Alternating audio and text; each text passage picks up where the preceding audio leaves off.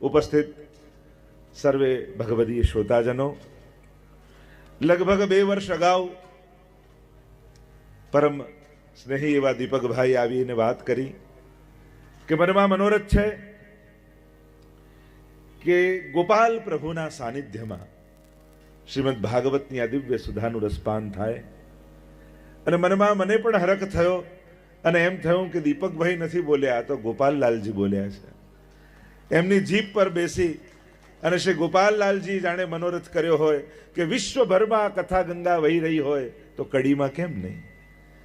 કારણ માણસોને સંભળાઈએ તો એ તો એક કર્તવ્ય છે, પણ ભગવાન આવીને આપણી કથા સાંભળે તો એ જીવનનું સાફલ્ય છે. તો જ્યારે ભગવત કથા સફળ થવાનો અવસર હોય એવી ક્ષણે જે અમારા મૂળ ઈષ્ટ, આપણા બધાના આરાધ્ય એવા ગોપાલ પ્રભુના મનોરથ સ્વરૂપે આપણે બધા જ એકત્રિત થયા છે. કારણ કે અમુક કાર્યો એ જીવના વિચારથી નથી થતા, જીવના સામર્થ્યથી નથી થતા. અમુક અલૌકિક કાર્યો તો કેવલ ને કેવલ ભગવદ ઈચ્છાથી થતા હોય છે.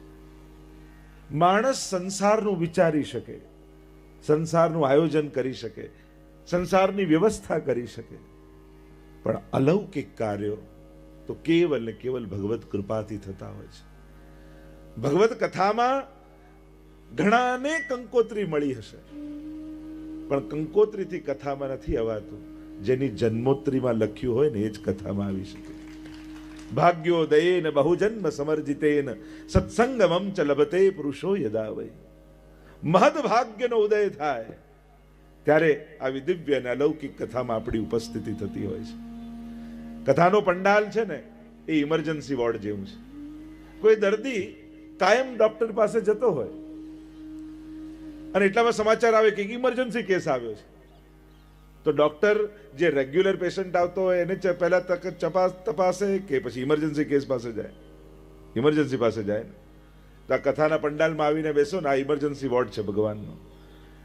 જે વર્ષોથી સાધના કરતા હોય પણ જ્યારે કથા પંડાલમાં આવીને બેસે તો પ્રભુને થાય કે આને મારી જરૂર વધારે લાગે છે અને એટલા માટે કથામાં આવીને બેઠો છે. એટલે પ્રભુ બધાને છોડી અને કથામાં આવીને બિરાજમાન થઈ જાય છે. એટલે જ કહ્યું છે કે ક્યાં હું હોઉં છું. નારદજીએ પણ કહ્યું પરમાત્માને કે ઘણીવાર વૈકુંઠ આવીને મને ધક્કો પડે છે, પણ આપ મળતા નથી હોતા. ત્યારે પ્રભુએ કહ્યું, નાહમ વસામિ વૈકુંઠે યોગીનામ હૃદયેન ચ મદભક્તા યત્ર ગાયંતી તત્ર તિષ્ઠામિ નારદ. જ્યાં મારા ભક્તો ભેગા મળીને મારા ગુણગાન કરતા હોય ત્યાં હું ચોક્કસ હોઉં છું. અને આ કથા વિશેષતા અનેક લઈને અહીં ઉપસ્થિત થઈ છે. આ કથા એક તો જેમ પૂજ્ય પિતૃચરણે કહ્યું એમ કડી ખાતે મારી પહેલી કથા છે. આજે દુનિયાભરમાં, વિશ્વમાં કોઈ મોટો દેશ યા કોઈ મોટો સિટી એવું નહીં હોય કે જ્યાં આ ભાગવત કથા ન ગઈ હોય. પણ જ્યાંથી આ કથા નીકળી છે એના ઉદ્ગમમાં જઈને આજે સમાહિત થઈ છે, એનો મને પણ આનંદ છે. કારણ કે જેમ પિતૃચરણે કહ્યું કે દુનિયામાં ગમે ત્યાં જાઓ પણ પાછળ કાઉન્સમાં કડીવાળા તો લખેલું હોય છે. અને આ કડીવાળાઓએ જે કડીઓ જોડી છે, વિશ્વમાં એકમાત્ર આપણે એવી સંસ્થા છે જેણે ભારત વિશ્વના 5 ખંડોમાં શ્રીનાથજી બાબાની હવેલીની સ્થાપના કરી છે. આજે લાખો લોકો જોડાયા છે. ગામે ગામ યુવા મંડળો, પાઠશાળાઓ ચાલી રહી છે. પણ આજે એ સમસ્ત કથાઓનું ફલ માનું છું કે આજે ગોપાલલાલજીને કથા સાંભળવાનો અવસર મને મળ્યો છે. અને જ્યારે આપણા ઈષ્ટ, આપણા આરાધ્ય પોતે આવીને બિરાજતા હોય. અષ્ટસખાઓના ચરિત્રોમાં આપણે સાંભળીએ છીએ, મહાપ્રભુજીના બેઠક ચરિત્રોમાં આપણે સાંભળીએ છીએ કે સ્વયં ઠાકોરજી આવીને સાંભળે છે.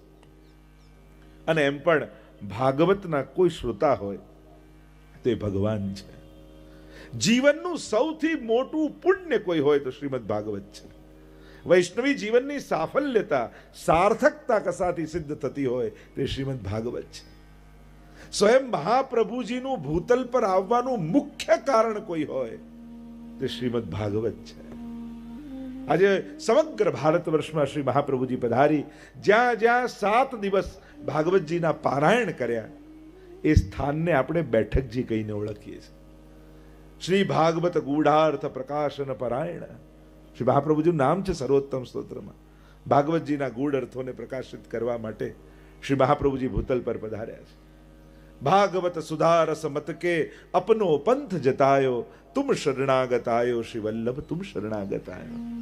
આ પુષ્ટિ માર્ગ શું છે? આ ભાગવતના સમુદ્રનું મંથન કરી જે નવનીત નીકળ્યું એ તો મહાપ્રભુજી આપણને પુષ્ટિ માર્ગ રૂપે આપ્યું છે. એને પુષ્ટિ ભક્તિ કહો, એને નિર્ગુણી ભક્તિ કહો, યા એને ભાગવતી ભક્તિ કહો, આ બધા સમાનાર્થી શબ્દો છે. એટલે વૈષ્ણવી જીવનનું સર્વોપરી પુણ્ય એ શ્રીમદ ભાગવત કહેવાયું છે. અને આ એક એવું સત્કર્મ છે કે જેમાં બધા જ સત્કર્મો સમાહિત છે. તમને એમ થાય કે હું આ પાપનું પ્રાયશ્ચિત કરું, આ પુણ્યનું સંચય કરું, તો દરેક પાપના પ્રાયશ્ચિત જુદા છે, દરેક પુણ્યોના ફળ જુદા છે. પણ આ એક સત્કર્મ એવું છે શ્રીમદ ભાગવત જે સમસ્ત પાપોનું પ્રાયશ્ચિત છે અને સમસ્ત પુણ્યોનું ફળ છે. આ એક સત્કર્મ કરી લેવા માત્ર શ્રી વલ્લભાધીશ પૂજ્ય પિતૃચરણે પધારીને કૃપા કરી જેમના માથે ગોપાલ પ્રભુ બિરાજે છે એ જ્યારે આપણી કથામાં બિરાજતા હોય તો ગોપાલલાલજી એમના હૃદયમાં બિરાજીને આપણી કથામાં આવી ગયા. કારણ કે આપણે ત્યાં તો વિશેષતા એ છે કે જેના માથે ભગવત સ્વરૂપ બિરાજતું હોય, જે પોતે અધ્યક્ષ રૂપે બિરાજે છે અને ગોપાલલાલજી જેમના માથે બિરાજે છે એ જ્યારે આવીને આશીર્વાદ આપતા હોય ત્યારે એમણે આશીર્વાદ નથી આપ્યા, ગોપાલલાલજી આવીને આપણને આશીર્વાદ આપ્યા છે. કારણ કે એમના માથે એ સ્વરૂપ બિરાજમાન છે. શ્રી ગોપાલ પ્રભુની વિશેષ કૃપા આપણા સૌ પર પૂજ્ય પિતૃચરણના પધારવાથી થઈ છે. અને પાછું આ કથાના પ્રવાહમાં છેલ્લા દિવસે તો 56 ભોગ જ્યારે પ્રભુને આરોગાવીશું ત્યારે તો બધા જ બિરાજમાન થઈ અને આપણને આશીર્વાદ આપવાના છે. તો આ દિવ્ય અને અલૌકિક કથા, એ કથાનું સર્વોપરી પુણ્ય જે હું વાત કરી રહ્યો હતો વૈષ્ણવ જીવનનું, વૈષ્ણવ જીવનની સાર્થકતા જેમાં સમાયેલી. એટલે કે આ એક સત્કર્મ કરવા માત્રથી વૈષ્ણવી જીવનના સમસ્ત સત્કર્મો થઈ જાય છે. જેમ ભોજન મુખમાં મૂકો તો શરીરના બધા જ અંગો પુષ્ટ થઈ જાય. તમને એમ થાય કે આ તો મોઢામાં મૂક્યું દાળ ભાત, હાથ પગમાંનું શું? તો દાળ ભાત લઈને કે હાથ પગમાં મસાજ કરો છો? કે ના, તો મોઢામાં મૂક્યું, હાથ પગનું ક્યાં કંઈ કર્યું છે? અરે મુખમાં પધરાવો તો બધા અંગો પુષ્ટ થઈ જ જાય. એમ જ જેને જેના જીવનમાં એકવાર શ્રીમદ ભાગવત કરાવ્યું છે એના જીવનમાં સમસ્ત પુણ્યો અને સત્કર્મો થઈ ગયા માનવા. જેમ મુખમાં ભોજન નાખવાથી બધા જ અંગો પુષ્ટ થઈ જાય છે એમ જીવનમાં ભાગવતના પ્રવેશ માત્રથી સમસ્ત સત્કર્મો પ્રભુ માની લે છે. એટલે હું તો ઘણી વાર કહું, આ 3 સત્કર્મો દરેક વૈષ્ણવ જીવનમાં કરવા જોઈએ. વૈષ્ણવના ઘરે તમને જન્મ મળ્યો છે ને એ સૌથી પહેલું પ્રમાણ છે કે ગત જન્મમાં તમે અનેક પુણ્યો કર્યા છે. આ પહેલી સાબિતી છે. અને હું નથી કહેતો, ગીતાજીમાં ભગવાન કહે છે સુચિનામ શ્રીમતામ ગેહે. જે યોગભ્રષ્ટ જીવ હોય, અનેક સત્કર્મો કરીને મૃત્યુ પામી જાય અને પરમફળ ન પામી શક્યો હોય ત્યારે ભગવાન કહે છે કે એ જીવને હું એવી જગ્યાએ જન્મ આપું છું જ્યાં ભક્તિ કરવાની બધી જ સુવિધા એને મળે છે. જો તમારો જન્મ એવા ઘરે થયો છે કે જ્યાં ઠાકોરજીની સેવા બિરાજે છે તો માનજો કે ગયા જન્મના અનેક પુણ્યો તમારા ફલિત થયા છે. આનું પ્રમાણ છે. એમને એમ કોઈને વૈષ્ણવ કુળમાં જન્મ નથી મળતો. તમને એમ ભલે એમ થતું હોય કે આ તો અકસ્માત છે, કદાચ હું આ દેશમાં પેદા થયો તો આને માનતો હોત, આ અહીંયા જન્મ્યો હોત તો આને. ના, તમે ગમે ત્યાં ગમે તે રીતે જન્મ લીધો હોત તમે વૈષ્ણવ જ થાત. કારણ તમારી પાછળ જન્મ લેવાના કારણ રૂપે તમારા ગત જન્મની અનેક કરેલા સત્કર્મો જોડે છે. તમારી કરેલી ભક્તિ તમારી પાછળ છે. અને એટલે જ જો ને આ દીપકભાઈના બા ને અમારા તો દાદીજી યાદ કરતા હતા, બધા કેવા ભગવદી વૈષ્ણવ. આપણે જૂના કડીના વૈષ્ણવને યાદ કરીએ, કેટલા મરજાદીના ઘર આપણા કડીમાં અને કેવા કેવા ભગવદી જીવો. અને એ ભગવદીઓની ભક્તિ, હું તો એમને એમ જ કહીશ કે તમારા વડીલોની ભક્તિ આજે ફલિત થઈ છે તમારે કારણે કે તમને ભાગવત કથા તમારા થકી થઈ રહી છે. ભાગવતજી બિરાજમાન થયા છે, દશમસ્કંદની ગાથા ગવાઈ રહી છે. આ કેવલ આપણી વ્યવસ્થાનું ફળ નથી. ઘણી વસ્તુ છે ને આપણા કરવા કે આપણા સામર્થ્ય કે આપણી વ્યવસ્થાના ફળ નથી હોતા. આ આપણા પુણ્યોના ફળ રૂપે, પૂર્વજોની ભક્તિના ફળ રૂપે આપણને મળતું હોય છે. અને એટલે જ અહીંયા બેઠા છે. હું તો તમને આ જ પ્રશ્ન કરું, કદાચ આ 3 દિવસનું આયોજન ન હોત તો આ ટાઈમે તમે શું કરતા હોત? અહીંયા ન હોત, કથા ન હોત, ક્યાંક લૌકિકની સંસારની ગાંઠો જ બાંધતા હોત. અને આપણે એ ન કરી અને ભગવાનની સામે બેઠા છીએ, ભગવાનના ગુણગાન સાંભળી રહ્યા છે. કદાચ આ ન હોત તો આપણે ભગવાનનું નામ અત્યારે ન લઈ રહ્યા હોત. આ ટાઈમ નથી ભગવાનનું નામ લેવા. લોકોના તો ભગવાનના નામ લેવાના ટાઈમ હોય ને. મહાપ્રભુજી ભલે આજ્ઞા કરે છે કે તસ્માત સર્વાત્મના નિત્યમ શ્રી કૃષ્ણ શરણમ મમ વદત ભિરેવ સતતમ સ્થે મિત્તે મે મતિ. મહાપ્રભુજી તો એમ કહે છે કે ગાયના શિંગડા પર રાઈનો દાણો રહે એટલી વાર પણ જો ભગવાનને ભૂલો ને તો કલયુગ પ્રવેશ કરી જાય. મનને મોકો મળતા જ સંસારને પકડી લે છે. એટલે મનને બહુ અવસર નહીં આપવા. તો આપણે તો સમય હોય, માણસની વિચિત્રતા જે છે, હું તો ઘણી વાર કથામાં કહું કે સારા સારા કર્મો, સારા સારા વિચારો એ બધાને ટાઈમ ફ્રેમમાં બાંધી રાખવા. અમારે સેવા તો સવારે 7 થી 8 કરવાની જ. 8 વાગ્યા પછી ના, પછી તો પ્રભુ પહોંચી જાય. અને ક્રોધ એ તો 24 કલાક કરવાનો, લોભ એ તો 24 કલાક કરવાનો, ઈર્ષા એ તો 24 કલાક કરવાની.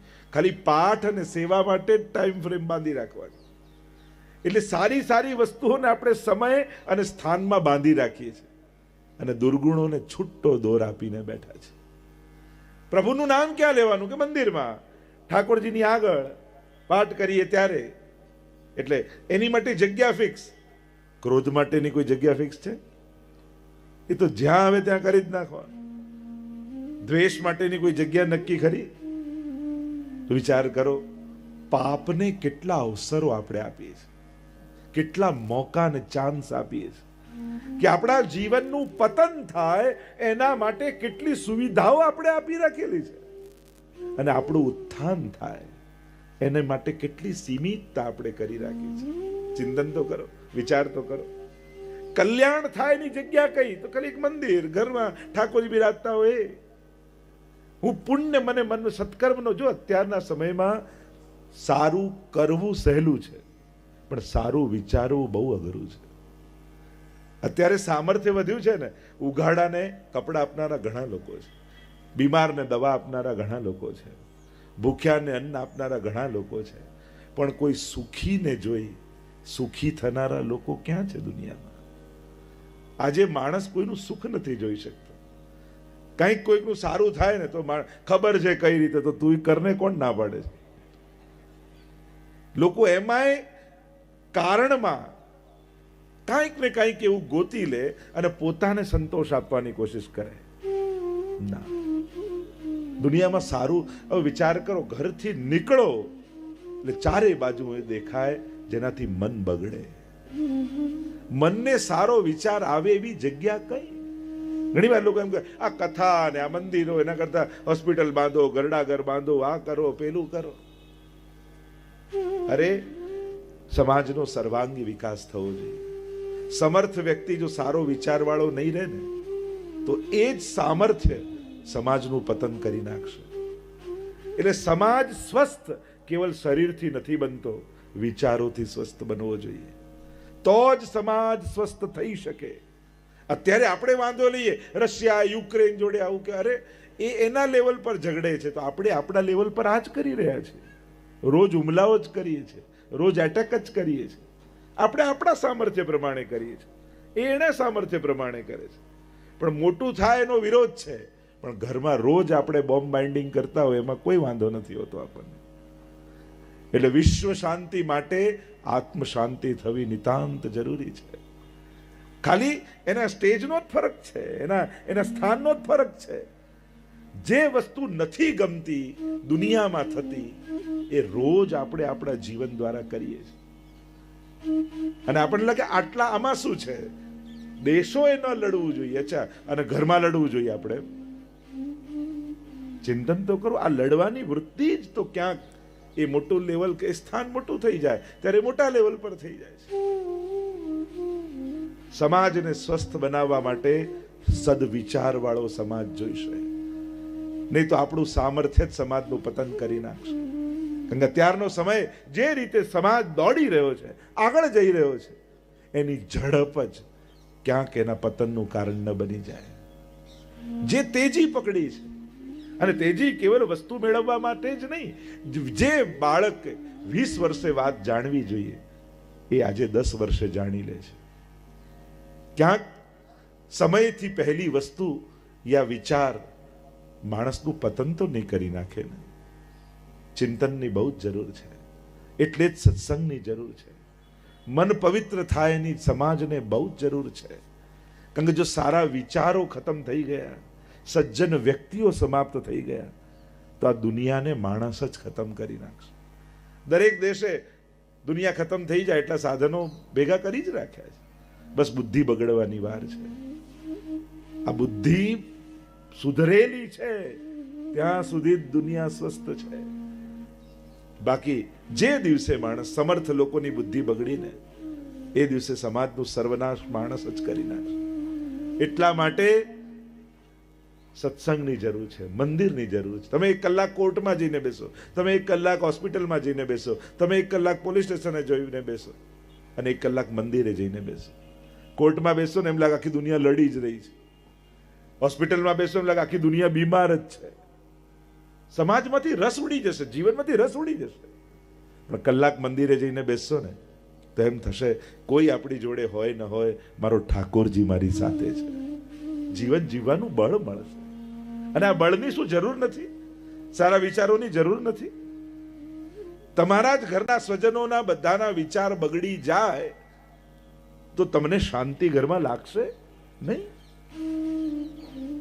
એટલે તમને પણ સત્સંગની જરૂર છે જ, તમારા પરિવારને પણ સત્સંગની જરૂર છે જ. સત્સંગ એટલે સદવિચારનો સંગ, અને સદવિચાર, સદભાવના, સત્કર્મોનો સોર્સ ક્યાંક હોય તો ઈશ્વર છે. ઈશ્વર જ છે ને. અરે અમારા ડોક્ટર સાહેબને પૂછો, અને એમને કોઈ પૂછ્યું કે લાંબુ જીવન જીવવા શું કરવાનું, તો કે આનંદમાં રહેવાનું. બધા ડોક્ટર એમ જ કે આનંદમાં રહેવાનું, ખુશ રહો, આનંદમાં. આનંદમાં રહેવાનું કે ખરા, પણ આનંદ ક્યાં મળે એ પાછા ના બતાવે. આ તો કથામાં આવીએ, અને હમણાં કથાના અંતમાં જોજો તમને આનંદ ક્યાં મળે ખબર પડશે. ક્યાં મળે? નંદ ઘેરા નંદ ભયો, જય કનૈયા લાલ કી. નંદ ઘેરા નંદ ભયો, જય કનૈયા લાલ કી. નંદના ઘરે કોણ થયો? આનંદ થયો. એ ઈશ્વરને શાસ્ત્રોમાં એની ડેફિનેશન શું આપી? આનંદ માત્ર કરપાદ મુખોદરાદિ. જે સર્વાંગ આનંદમય છે, જે વિચારનો, વ્યવહારનો, ભાવનાનો જે આનંદમય છે, એ જ કૃષ્ણ છે. આજે આપણે કૃષ્ણ ચરિત્રનું દર્શન કરવા જઈ રહ્યા છીએ. હું તમને આ વાત કરી સમાજથી લઈ અને દુર્ભાવનાઓથી લઈ સદભાવના સુધી લઈ જાઉં છું. પણ એ સદભાવના, સદવિચાર, સત્કર્મ શેના માટે છે? તો કે આનંદ માટે. અને એ આનંદનો સોર્સ ક્યાં છે? તો કે કૃષ્ણ. કૃષ્ણ શબ્દની ડેફિનેશન જ ઉપનિષદમાં આપવામાં આવી. કૃષ્ણ એટલે કોણ?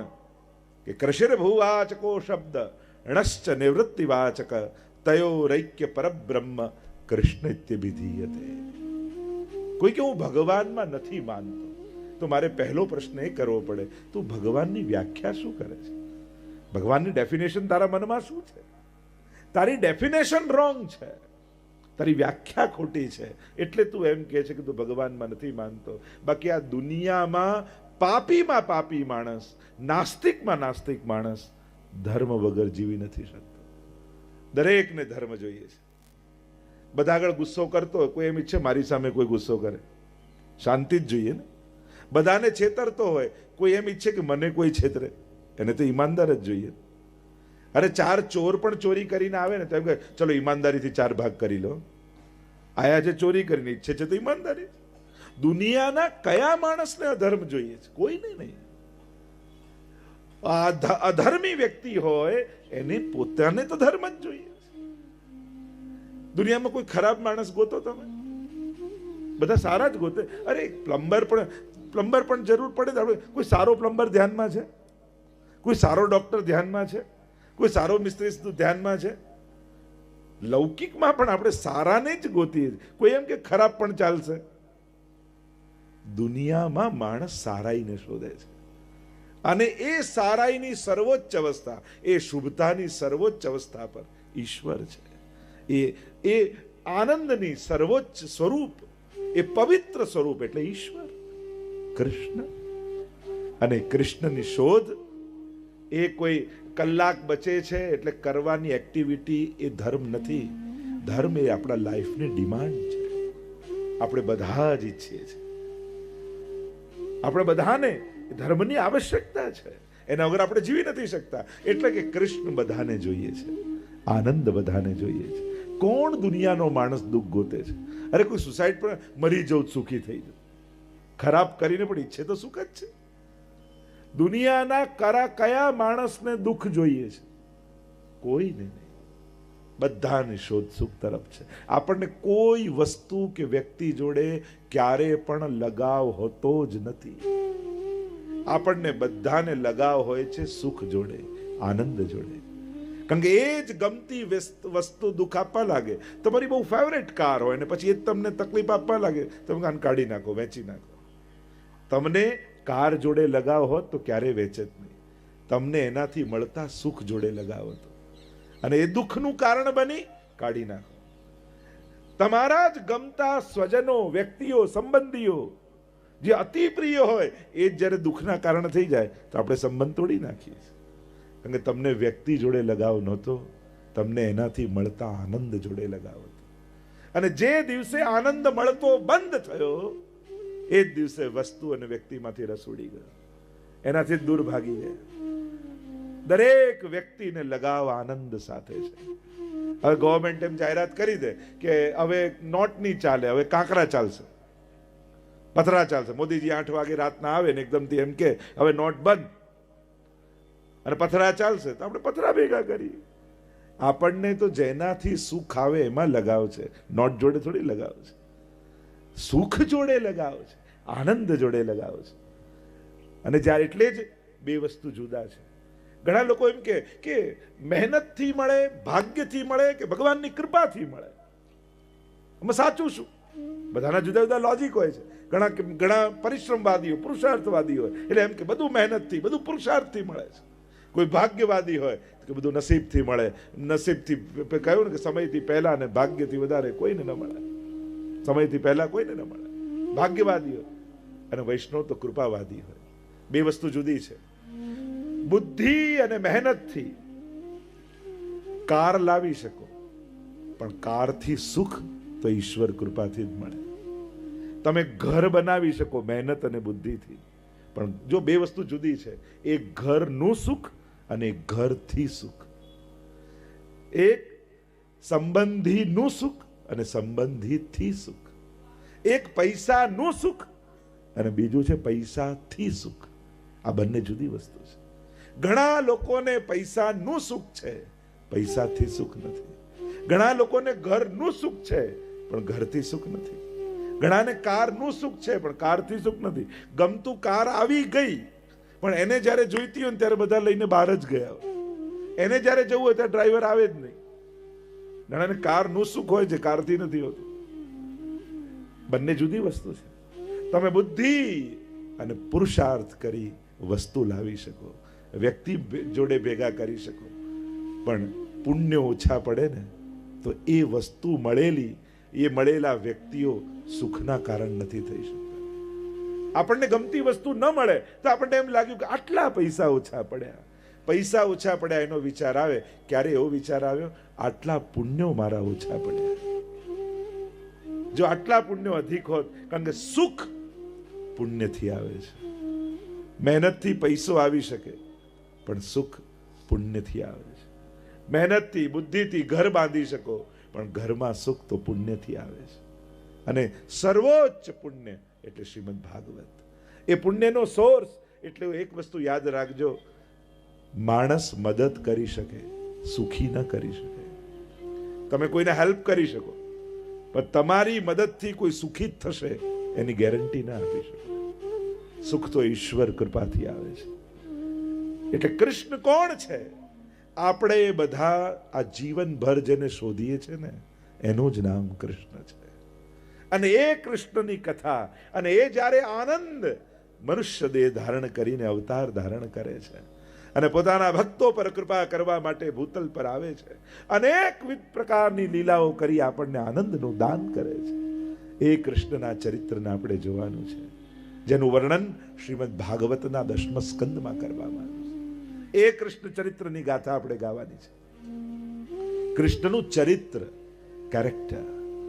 ચરિત્ર કોને કહેવાય? વિચાર, ભાવના અને વ્યવહાર, આ ત્રણેય દ્વારા મનુષ્યનું ચરિત્ર બનતું હોય છે.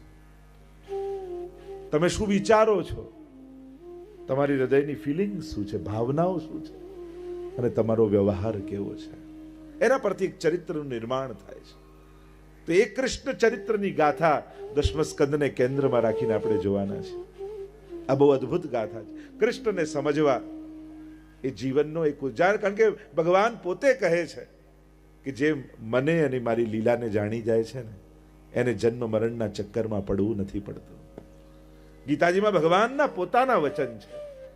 અને એ ચક્રમાંથી છૂટવા માટે આપણે કૃષ્ણ ચરિત્રનો અનુભવ કરવા માટે ભેગા થયા છે.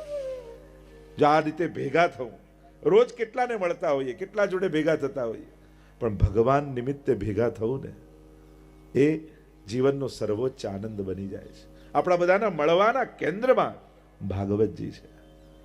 અને ભાગવત એ 18મું મહાપુરાણ છે. સર્વોચ્ચ ફળ કહ્યું છે, પરમ પવિત્ર શાસ્ત્ર કહ્યું છે. અને આ એવું પુણ્ય કહ્યું છે કે આ કરવા માત્રથી સમસ્ત પુણ્યો, સમસ્ત તીર્થો, કારણ કે એમ કહેવાય જ્યાં ભાગવતજી બિરાજમાન થાય ત્યાં સમસ્ત તીર્થોનો વાસ હોય છે. 24 અવતારોનું મંદિર કોઈ હોય તો શ્રીમદ ભાગવત છે.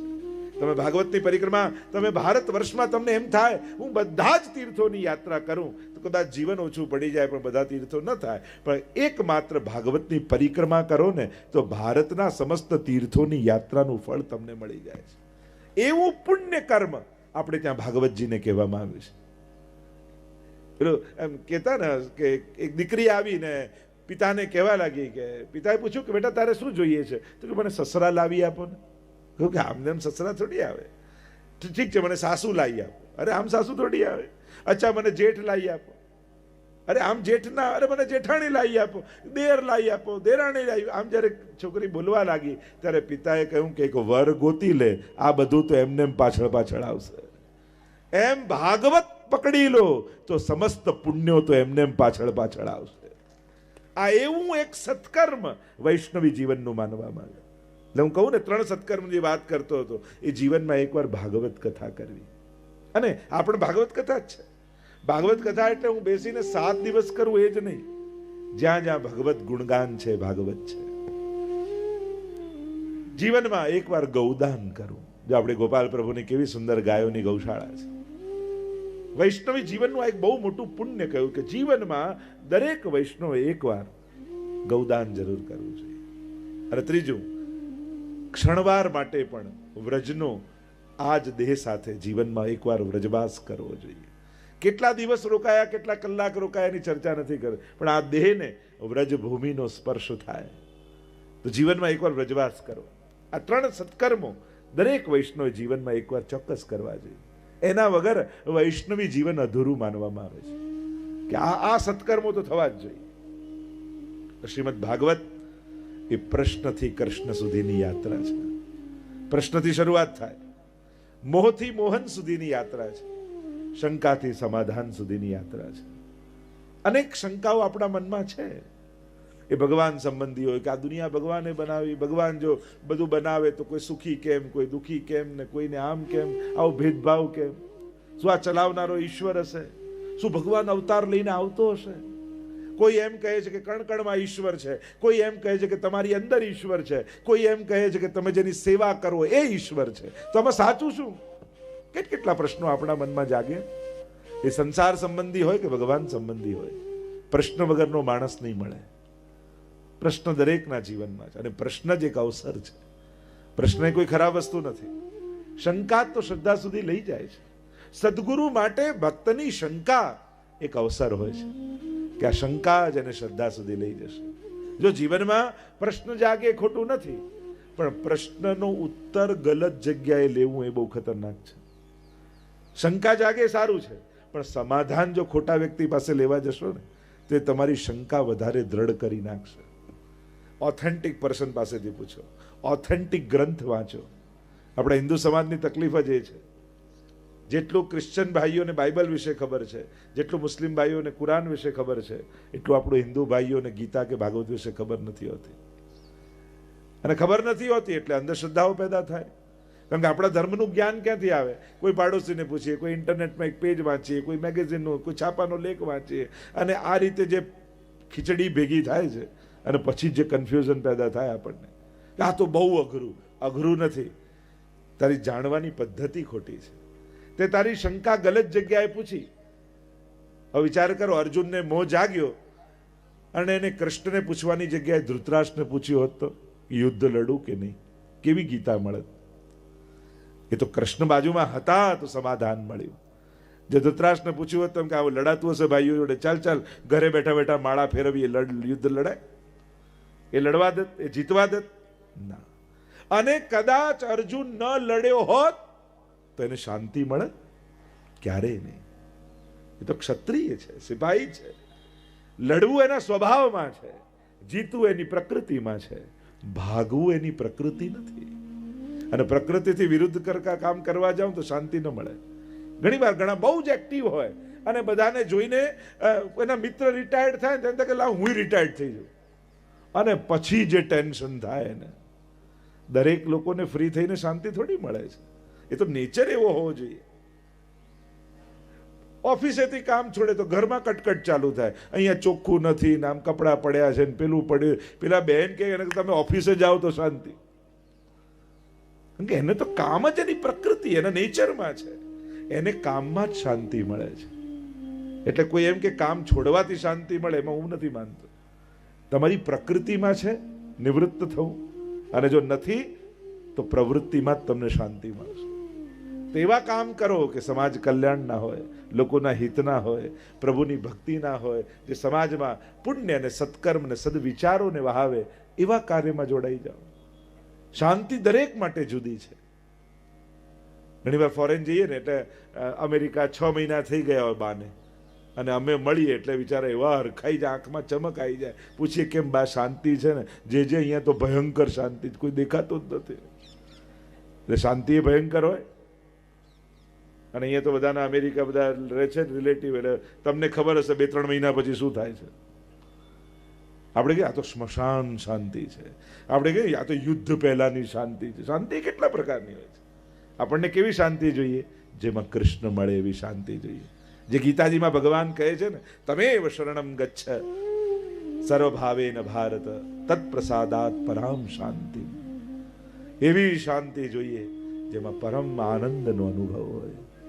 જેમ ઘણીવાર તમે હવેલીમાં નંદ મહોત્સવના દિવસે ગયા હો અને નંદ મહોત્સવમાં જે નાચો કૂદો આનંદ કરો અને ઘરે આવીને થાકીને બેસો, અને એ આનંદમાંથી જે શાંતિ પેદા થઈ હોય, યા ક્યારેક કોઈ સત્કર્મમાં જોડાયા હો, કોઈ સમાજ સેવાનું કાર્ય હોય ને એમાં તમે જોડાયા હો, લોકોને ભોજન પીરસતા હો, વાંટતા હો, મદદ કરતા, થાકમાં પણ જે શાંતિ લાગે, જે આનંદ લાગે સત્કર્મ કરીને, એવી શાંતિ આપણને જોઈએ છે. તો શાંતિ એ એકાંતમાં મળે એ નથી, જે કાર્યની તૃપ્તિમાં મળે એ શાંતિ છે. આપણે ઘણીવાર એકાંતને શાંતિ માની લઈએ. હિલ સ્ટેશન પછી અહીંયા જેમ કેવી શાંતિ? શાંતિ નથી, એકાંત છે. હમણાં અઠવાડિયામાં તકલીફ પેદા થઈ જશે. આ તો પ્લેસ ચેન્જ થયું, જગ્યા બદલાઈ એટલે આપણે શાંતિ જેવું લાગ્યું. શાંતિ જગ્યામાં નથી હોતી, શાંતિ સ્વભાવમાં હોય છે, પ્રકૃતિમાં હોય છે. અને જે પોતાના સ્વભાવમાં રહેલી શાંતિનો અનુભવ કરે ને, એને સંસાર ક્યારેય વિચલિત નથી કરી શકતો. અને જે સુવિધાઓ ગોતીને શાંતિ ગોતવાની કોશિશ કરે, એની શાંતિ બહુ ટકતી નથી હોતી. જીવનમાં સુખ વ્યવસ્થાઓથી ન ગોતો, સ્વભાવથી ગોતો, સમજણથી ગોતો. અને જેણે સમજણથી સુખી થતા શીખી લીધું છે ને, એને સંસારની વિપરીતતા વિચલિત નથી કરી શકતી. અને જેણે સંસારને, વસ્તુઓને, વ્યક્તિઓને અનુકૂળ કરીને સુખી થવાની કોશિશ કરી, એ કોઈના સુખ ટક્યા નથી. કારણ કે સંસાર તો ચલિત છે, આજે જેવો છે કાલે. હવે તમે અત્યારે જે કલાક બેઠા ને જે વિચારવાળા રહ્યા, 2 કલાક પછી આવા જ રહેશો એની ગેરંટી તમને ખરી? અહીંયાથી બહાર નીકળ્યા પછી અહીંયા છીએ એવા જ વિચારવાળા આપણે રહીશું. ક્યાંક દર્શન કરતા કોઈ ધક્કો માર્યો તોય પિત્તો જતો રહે માણસ.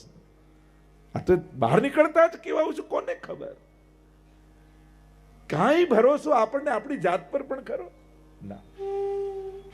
સમજણ એક કન્યા પરણીને આવી એટલે પત્નીએ કહ્યું એના પતિને કે તમે મને સુખી કરશો? પતિએ કહ્યું જો તું કહીશ એવી કાર લાવી આપીશ, તું કહીશ એવું ઘર બાંધી આપીશ, તું કહીશ એવા દાગીના લાવી આપીશ, પણ સુખી થતા જો તું ન શીખી તો તારા સિવાય તને બીજું કોઈ સુખી કરે એમ નથી. આ તો તારે જ શીખવું પડશે સુખી થતા. જે મળ્યું છે એમાં કઈ રીતે સુખી થઈને જીવવું એ સમજણ સત્સંગ આપણને આપે છે, કૃષ્ણની ભક્તિ આપણને આપે છે, પ્રભુના દિવ્ય ચરિત્રો આપણને આપે છે. તો આ કૃષ્ણ ચરિત્રની ગાથા જીવનનો એક એવો મહામંત્ર આપણને આપશે કે જ્યારે કૃષ્ણ તમારો થઈ જશે, કૃષ્ણ મારો છે, હું કૃષ્ણનો છું, આ મહામંત્ર જ્યારે જીવનનો મંત્ર બની જશે ત્યારે કોઈ પણ સંજોગો, કોઈ પણ પરિસ્થિતિ તમને દુઃખી નહીં કરી શકે. જ્યારે તમે, આપણે તો બ્રહ્મ સમાન લેતા આત્મા તુલસી દલ લઈને બોલીએ છીએ ને, હે કૃષ્ણ હું તારો છું, હે કૃષ્ણ હું તારો છું. મંત્ર એ કેવલ શબ્દો નથી, એ જીવનની સૌથી મોટી સૂઝનું નામ છે. હું કૃષ્ણનો છું. આજે કોઈને પૂછીએ કે તમે કોના, હૃદય પર હાથ મૂકીને કહો. કોઈ કે હું ધંધાનો, કોઈ કે હું ઘરનો, કોઈ કે હું પૈસાનો, કોઈ કે હું આનો. ભક્ત એમ કહે છે કે હું કૃષ્ણનો છું. સંસારમાં સંસારના કાર્યો કરતા કરતા પણ એક અવેરનેસ જીવનમાં છે, હું કૃષ્ણનો છું. કારણ કે કૃષ્ણ જેનો થઈ જાય ને, જો ને વસુદેવજીના માથે કૃષ્ણ આવ્યા અને જ્યાં માથે આવ્યા બધી બેડીઓ ખુલી ગઈ, રસ્તાઓ મળી ગયા અને કારાગૃહમાંથી, કેદમાંથી નંદાલય પહોંચી ગયા. આપણે બધા કર્મોની કારાગૃહમાં ફસાયેલા છીએ, કર્મોની કેદમાં આપણે બધાએ બંધાયેલા છીએ. છૂટવાનો એક જ ઉપાય, માથે કૃષ્ણ આવી જશે ને તો બધેથી બેડીઓ ખુલી જશે અને કારાગૃહનું અંધારું એ નંદ મહોત્સવનો આનંદમાં બદલાઈ જશે. જ્યારે નંદ બાબાના ઘરે, એટલે જ પુષ્ટિ માર્ગમાં શબ્દ શું છે, તમારા માથે કયું સ્વરૂપ બિરાજે છે. આપણે કહીએ ને પિતૃચરણના માથે ગોપાલ પ્રભુ બિરાજે છે. પુષ્ટિ માર્ગમાં શબ્દ, અમે તમારા ઘરે ઠાકોરજી ક્યારે પધરાવતા જ નથી, અમે તમારા માથે ઠાકોરજી પધરાવીએ છીએ. એટલે જ પૂછવાનો પ્રકાર આપણે ત્યાં એ છે, તમારા માથે કયું સ્વરૂપ. કારણ કે જેના માથે કૃષ્ણ આવે ને એને કોઈ દુનિયામાં રોકી શકતું નથી. વસુદેવજી એનું પ્રમાણ છે.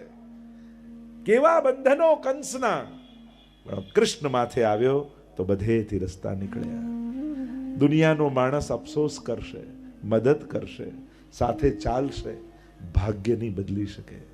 કૃષ્ણ તમારું ભાગ્ય બદલવાનું સામર્થ્ય રાખે છે. જ્યારે સામર્થ્યો અને સમજણ ટૂંકી પડી જાય ને ત્યારે કૃપા કામ કરી જતી હોય છે. કરેલી સેવા આગળ આવી જતી. આપણે ઘણી વાર કહીએ ને કે મેં તો એવું કાંઈ નહોતું કર્યું, ખબર નહીં વડીલોની ભક્તિ આગળ આવી ગઈ, મારા કરેલા પુણ્યો આગળ આવી ગયા. અને ઘણીવાર એવું થાય, જ્યારે જ્યારે તમને એમ લાગે કે મારા સમજણ અને સામર્થ્ય અને આવડત કરતા ભગવાને મને વધારે આપ્યું છે, ત્યારે સમજી લેજો ક્યાંક વડીલોએ ફેરવેલી માળા કામ લાગી ગઈ છે. એમણે લીધેલું ભગવત નામ મારા ભાગ્યને બદલવાનું સામર્થ્ય રાખે છે. અને આ બધા વડીલોના જ આશીર્વાદ છે. પરીક્ષિત મહારાજ પોતે કહેશે કે આ મારા કોઈ, પરીક્ષિત મહારાજે કહ્યું એવું પુણ્ય કર્યું કે એને ભાગવત મળે, સુખદેવજી મળે. પુણ્ય ક્યાં, પાપ કરીને આવેલા.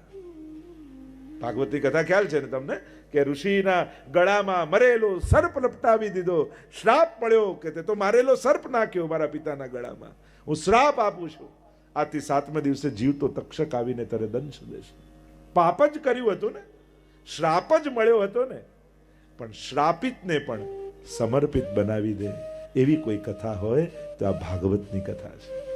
આ કૃષ્ણના ચરિત્ર છે. આપણને શ્રાપ જ છે ને. 7મા કોને 8મો દિવસ મળે છે? બધાએ સોમથી રવિમાં જ જવાનું છે. 8મો દિવસ કોઈની પાસે નથી. પણ હા, કર્મોના શ્રાપ લઈને આવ્યા છે, પણ સમર્પણ દ્વારા કૃપાનો પ્રસાદ પામીને જવાનું છે. આપણે મરીને નથી જવું, આપણે તો જીવીને જવું છે. ભાગવતે શીખવાડે, સાધારણ લોકો દુનિયામાંથી મરીને જાય, અને ભક્તો તો જીવીને જાય. જીવનનો ઓડકાર લઈને જવું છે, જીવનની તૃપ્તિ લઈને જવું છે, એક એક ક્ષણોને માણીને જવું છે. મળેલી ક્ષણો વેડફીને નથી જવું. કૃષ્ણનો ભક્ત એની એક એક ક્ષણ એના જીવનનો ઉત્સવ હોય છે. કારણ કે એને ખબર છે મારી મહેનત કે બુદ્ધિ નથી, મારા જીવનનો સંસાર જે છે ને એ ભગવાનનો આપેલો પ્રસાદ છે. કારણ કે પુરુષાર્થનું ફળ માનશો ને તો મળેલું સુખ પણ બંધન બની જશે, પણ પ્રભુને આપેલો પ્રસાદ માનશો ને તો ભોગવેલું પણ બંધન નહીં કરે. કારણ કે આ તો પ્રસાદ છે. જીવનમાં જે મળ્યું એ ઠાકોરજી પ્રસાદ રૂપે મને આપ્યું છે. અને પ્રસાદ ગાંઠોને ખોલે છે, બાંધતું નથી. પણ પુરુષાર્થનું ફળ એ ભલે સુખ હોય તો શાસ્ત્રોએ એને પણ સોનાની બેડી જ કહી છે કે પુણ્ય પણ સોનાની બેડી છે, પાપ લોઢાની બેડી તો પુણ્ય પણ બાંધે. આપણે તો પાપ અને પુણ્ય બંનેથી પર થઈ ભગવાનના પ્રસાદ રૂપે આને સ્વીકારવાનો, ઠાકોરજીના આશીર્વાદ રૂપે સ્વીકારવાનો. તો આ કૃષ્ણ ચરિત્ર શું કરશે તો કે આપણને કૃષ્ણના કરશે અને કૃષ્ણને આપણો બનાવી દેશે. આપણે તો કહીએ કે પ્રભુ, અને ઘણીવાર લોકોને એમ થાય કે હું પ્રભુને મળવા માટે આટલા લાલાયિત રહું છું અને મને હંમેશા એમ થાય પ્રભુ ક્યારે મળે, પ્રભુ ક્યારે મળે. તો મને ભગવાનને મળવાની ઈચ્છા થાય છે, તો શું ઠાકોરજીને પણ ક્યારેક મને મળવાની ઈચ્છા થતી હશે? સહજ ભક્તને પ્રશ્ન થાય ને કે આપણને તો ઠાકોરજીને મળવાની ઉત્કંઠા થાય, પણ શું ક્યારે પ્રભુને આપણને મળવાની ઈચ્છા થતી હશે? અને થતી હોય તો ખબર કેમ પડે કે ઠાકોરજીને મળવાની ઈચ્છા થઈ છે? તો કે સાવ સહેલી વાત, જ્યારે જ્યારે આવા કથામાં બેસવા મળે ને ત્યારે માનજો કે ઠાકોરજીને આપણને મળવાની ઈચ્છા થઈ છે. અને એટલા માટે કૃષ્ણ કથાનું રૂપ ધારણ કરી અને આપણા સુધી પહોંચી ગયું છે. જ્યારે જ્યારે કથામાં બેસવાનો અવસર મળે ત્યારે માનવું કે આજે પ્રભુએ મને યાદ કર્યો છે. આપણે તો પ્રભુને યાદ કરીએ, પણ શું પ્રભુ આપણને યાદ કરતા હશે? આવો પ્રશ્ન થાય માણસને. જ્યારે જ્યારે આવા અવસર મળે ત્યારે માનજો આજે ઠાકોરજીએ મને યાદ કર્યો, અને પ્રભુએ મને યાદ કર્યો એટલે જ આવા સ્થાને આવી ક્ષણે હું ઉપસ્થિત રહી શક્યો, હું બેસી શક્યો, કથાના શબ્દો મારા કર્ણમાં પહોંચી શક્યા. એનું એક જ કારણ કૃષ્ણની કૃપા. કૃપા વગર આપણે એમ માની કથા સાંભળીને કૃપા, માળા ફેરવીને કૃપા, પાઠ કરીને કૃપા, સેવા કરીને કૃપા થાય. સાવ ખોટી વાત. કૃપા થાય તો જ કથામાં અવાય, કૃપા થાય તો જ માળા ફેરવી શકાય, કૃપા થાય તો જ પાઠ બોલી શકાય, કૃપા થાય તો જ દર્શને આવી શકાય. નહીં તો દર્શન કરવામાં 10 મિનિટ લાગે, પણ દર્શન કરવા જવું છે આ વિચાર આવતા આવતા 60-60 વર્ષ જતા રહે છે. દર્શન કરવામાં ટાઈમ નથી લાગતો તો 10 મિનિટ લાગે આપણને, પણ દર્શને જવું એક બુદ્ધિનો વિચાર. જો બુદ્ધિ અને પગમાં ડિસ્ટન્સ કેટલું, અંતર કેટલું? 5 ફૂટ, 5.5 ફૂટ, 6 ફૂટ. પણ અહીંયાની વાત, બુદ્ધિની વાત, આચરણ સુધી આવતા આવતા 60-60 વર્ષ જતા રહે છે. અંતર ક્યાં વધારે કાપવાનું છે? એ 5 ફૂટનું ડિસ્ટન્સ કાપતા કાપતા જીવન ખોઈ બેસીએ છીએ. તો જીવનમાં જેટલી જલ્દી સમજ આવી જાય એટલું સારું છે. સમજી જઈએ જીવનનો સાર અને સાફલ્ય, એટલું જેટલું જલ્દી માણસ સમજે એટલું સરસ છે. અને ભાગવત આ સમજણનો મહામંત્ર લઈને બિરાજમાન છે. ભાગવત જેવું કોઈ શાસ્ત્ર નથી. મહાપ્રભુજી તો કેટલો પરિશ્રમ, ભાગવતને પ્રમાણ ગ્રંથ રૂપે કોઈ સ્વીકૃત કરાવ્યું હોય તો શ્રી મહાપ્રભુજીએ છે. 7 રીતે શાસ્ત્રે સ્કંદે પ્રકરણે અધ્યાય વાક્ય પદેક્ષરે એકાર્થ સપ્તદા જાનન વિરોધેન મુચ્યતે. 7 રીતે અર્થ કરે ને એકાર્થ કર્યો છે મહાપ્રભુજી. અદ્ભુત મહાપ્રભુજીનું યોગદાન છે. આજે દુનિયામાં ક્યાંય પણ ભાગવત કથા થતી હોય ને, દુનિયામાં ગમે ત્યાં, કોઈ મહાપ્રભુજી શ્રી વલ્લભાચાર્યજીનું નામ લે કે ન લે, પણ મહાપ્રભુજી બતાવેલા અર્થો વગર ભાગવત કથા થઈ જ ન શકે. કોઈ જાણે કે ન જાણે કે આ સુબોધની, મહાપ્રભુજી સુબોધની રચી ને ભાગવતજી ઉપર મહાપ્રભુજીની ટીકા, મહાપ્રભુજીએ બતાવેલા અર્થ ઘટન વગર કથા થઈ જ ન શકે. એવું યોગદાન શ્રી મહાપ્રભુજીનું છે. તો આ કૃષ્ણ ચરિત્રની ગાથા 10મ સ્કંદને આધારમાં લઈ, કેન્દ્રમાં લઈને આપણે ચર્ચા કરવાના છીએ. ભાગવત 12 સ્કંદમાં ટૂંકમાં પરિચય આપી દઉં ને સીધા 10મ સ્કંદ તરફ પ્રયાણ કરીએ. 12 સ્કંદ સાક્ષાત શ્રીનાથજી બાવાનું વાંગમય સ્વરૂપ આપણે માનીએ છીએ ભાગવતજીને. વાંગમય એટલે વાણીમય, શબ્દમય. એટલે જ ભાગવતજીને વાંચવાની મહત્તા નથી, ભાગવતજીને સાંભળવાની મહત્તા છે. જો અત્યારે આપણી ભક્તિ છે ને બે સ્થાનમાં રોકાય. એક, અમે તો ક્યાંય જઈએ નહીં, ઘરે જ વાંચી લઈએ. અને બીજું, અમે તો જઈને એકવાર દર્શન કરી આવીએ એટલે અમારું તો બધું આવી જાય. નવધા ભક્તિમાં નથી વાંચન ભક્તિ, નથી દર્શન ભક્તિ. તમે નવધા ભક્તિ જુઓ તો શ્રવણમ કીર્તનમ વિષ્ણોઃ સ્મરણમ પાદ સેવનમ અર્ચનમ વંદનમ દાસ્યમ સખ્યમ આત્મનિવેદનમ. નવધા ભક્તિમાં નથી દર્શન ભક્તિ આવતી, નથી વાંચન ભક્તિ આવતી, શ્રવણ ભક્તિ છે. પહેલી જ ભક્તિ છે શ્રવણ, સાંભળો. શ્રવણમ એ બહુ વિશેષ કળા બતાવવામાં આવી છે. સાંભળવું પણ એક કળા છે. જો અત્યારના સમયની સૌથી મોટી વિપદા કઈ, બધાના મોઢે એક જ ફરિયાદ તમે સાંભળશો, અમારું કોઈ સાંભળતું નથી. એક ભાઈ બીજા ભાઈને કે, દીકરા પિતાને કે, પિતા એના દીકરાને કે, પતિ પત્નીમાં તો કહેવા જેવું જ નથી. આડોશી પાડોશીને કે, એક દેશ બીજા દેશને કે અમારું કોઈ સાંભળ. તો જ્યારે એવો સમય ચાલી રહ્યો છે કે જ્યાં કોઈનું સાંભળવા તૈયાર નથી, એવા સમયે 3-3 કલાક તમે મને સાંભળવા તૈયાર થયા છો, એ મારું સૌભાગ્ય છે. તમે ભાગવત સાંભળવા તૈયાર થયા છો, આ તમારી સમજણ બતાવે છે.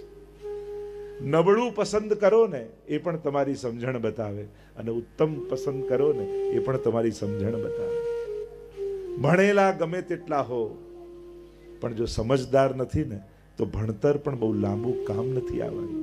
હા, પૈસા કમાવા કદાચ કામ લાગી શકે, જીવનનું એક પાસું છે, બરાબર છે. પણ જીવનની સફળતા ચેક કરવા માટે પાસબુક ખોલીને ન જોતા. લોકો સફળતા પાસબુકમાં ચેક, આ જીવનનું એક પાસું છે, એનાથી ઘણું બધું થઈ શકે છે, વાંધો નથી. પણ જીવનની સફળતા જોવા માટે સ્વજનોના ચહેરા ઉપર વાંચજો કે તમે સફળ છો કે નહીં. જો ત્યાં તમે ફેલ છો, કારણ કે આપણને ભણવામાં 7 વાર શીખવાડે, 8મો વાર ન શીખવાડ્યો સ્કૂલમાં. સોમવાર, મંગળવાર, બુધવાર, ગુરુવાર, શુક્રવાર, શનિવાર, રવિવાર, પણ 8મો વાર છે પરિવાર. અને એ વારને ભૂલી જશો ને તો 7 વાર નકામા જશે. જીવનની સફળતા સ્વજનોના ચહેરા પર હોય છે, અને ત્યાં જો આપણે નિષ્ફળ થયા ને તો સફળ કેમ માની શકાય? જીવનની જે સાચા અર્થમાં સફળતા આપણે કહીએ છીએ, તો જે ચર્ચા કરી રહ્યો છું, જ્યારે કોઈનું સાંભળવા તૈયાર નથી, અને એવા સમયે તમે આવું ઉત્તમ પસંદ કર્યું, તમે આજે ભગવાનને સાંભળવા બેઠા છો. ભાગવત એટલે ભગવાન. ભાગવતનો અર્થ શું થાય? ભગવતા પ્રોક્તમ ભાગવતમ. જે ભગવાને કહ્યું એ ભાગવત. આજ સુધી જ્યારે પણ પ્રભુ પાસે ગયા, ભગવાનને સંભળાવ્યું જ છે, ક્યારે ભગવાનનું સાંભળ્યું નથી આપણે. જો ને જ્યારે ગયા, પ્રભુ આને જોબ નથી મળતી, આને બીમાર રહે છે, આના લગ્ન નથી થતા, આનું આ નથી થતું, ઓલવેઝ જ્યારે ભગવાન પાસે ગયા ત્યારે આપણે જ બોલ્યા છીએ. ક્યારે એમ નથી કહ્યું કે પ્રભુ આજે તમે બોલો ને હું સાંભળું. જો ભગવાનને જોવા, ભગવાનને મળવું અને ભગવાનને મેળવવું, આ ત્રણેય જુદી વસ્તુ છે. ભાગવત તમને 3 પ્રકારના ભક્તોનો પરિચય. ઘણાએ ભગવાનને જોયા, ઘણા ભગવાનને મળ્યા, અને ઘણાએ ભગવાનને મેળવ્યા. ભાગવતમાં 3 પ્રકારના ભક્તો જોવા મળે છે. ભગવાનને જતા જોયા છે, સ્વજનો અને દુર્જનો બધા જ ભગવાનને મળ્યા છે. ભગવાન મળી જવા એ કોઈ ભક્તિ માર્ગની મોટી ઘટના નથી. જો ભગવાન મળવા જ બધું હોત ને, એટલે જેને પૂછો શેના માટે ભગવાન મેળવવા, ભગવાન મેળવવા, ભગવાન. અરે ભગવાન મેળવવા કાંઈ કરવાનું નથી. કારણ કે ભગવાન મળવા જ બધું હોત ને તો દુર્યોધનને પણ આનંદ આવ્યો હોત, દુશાસનને પણ આનંદ આવ્યો હોત, કંસને પણ આનંદ આવ્યો હોત, રાવણને પણ આનંદ આવ્યો હોત. કારણ કે આ બધાને ભગવાન મળ્યા હતા. ભગવાન મળવા એ ભક્તિ માર્ગનું લક્ષ્ય નથી, ભાવ મળવો એ ભક્તિ માર્ગનું લક્ષ્ય છે. કારણ કે ભગવાન મળવા બધું હોત તો કંસ અને રાવણને પણ આનંદ થવો જોઈએ.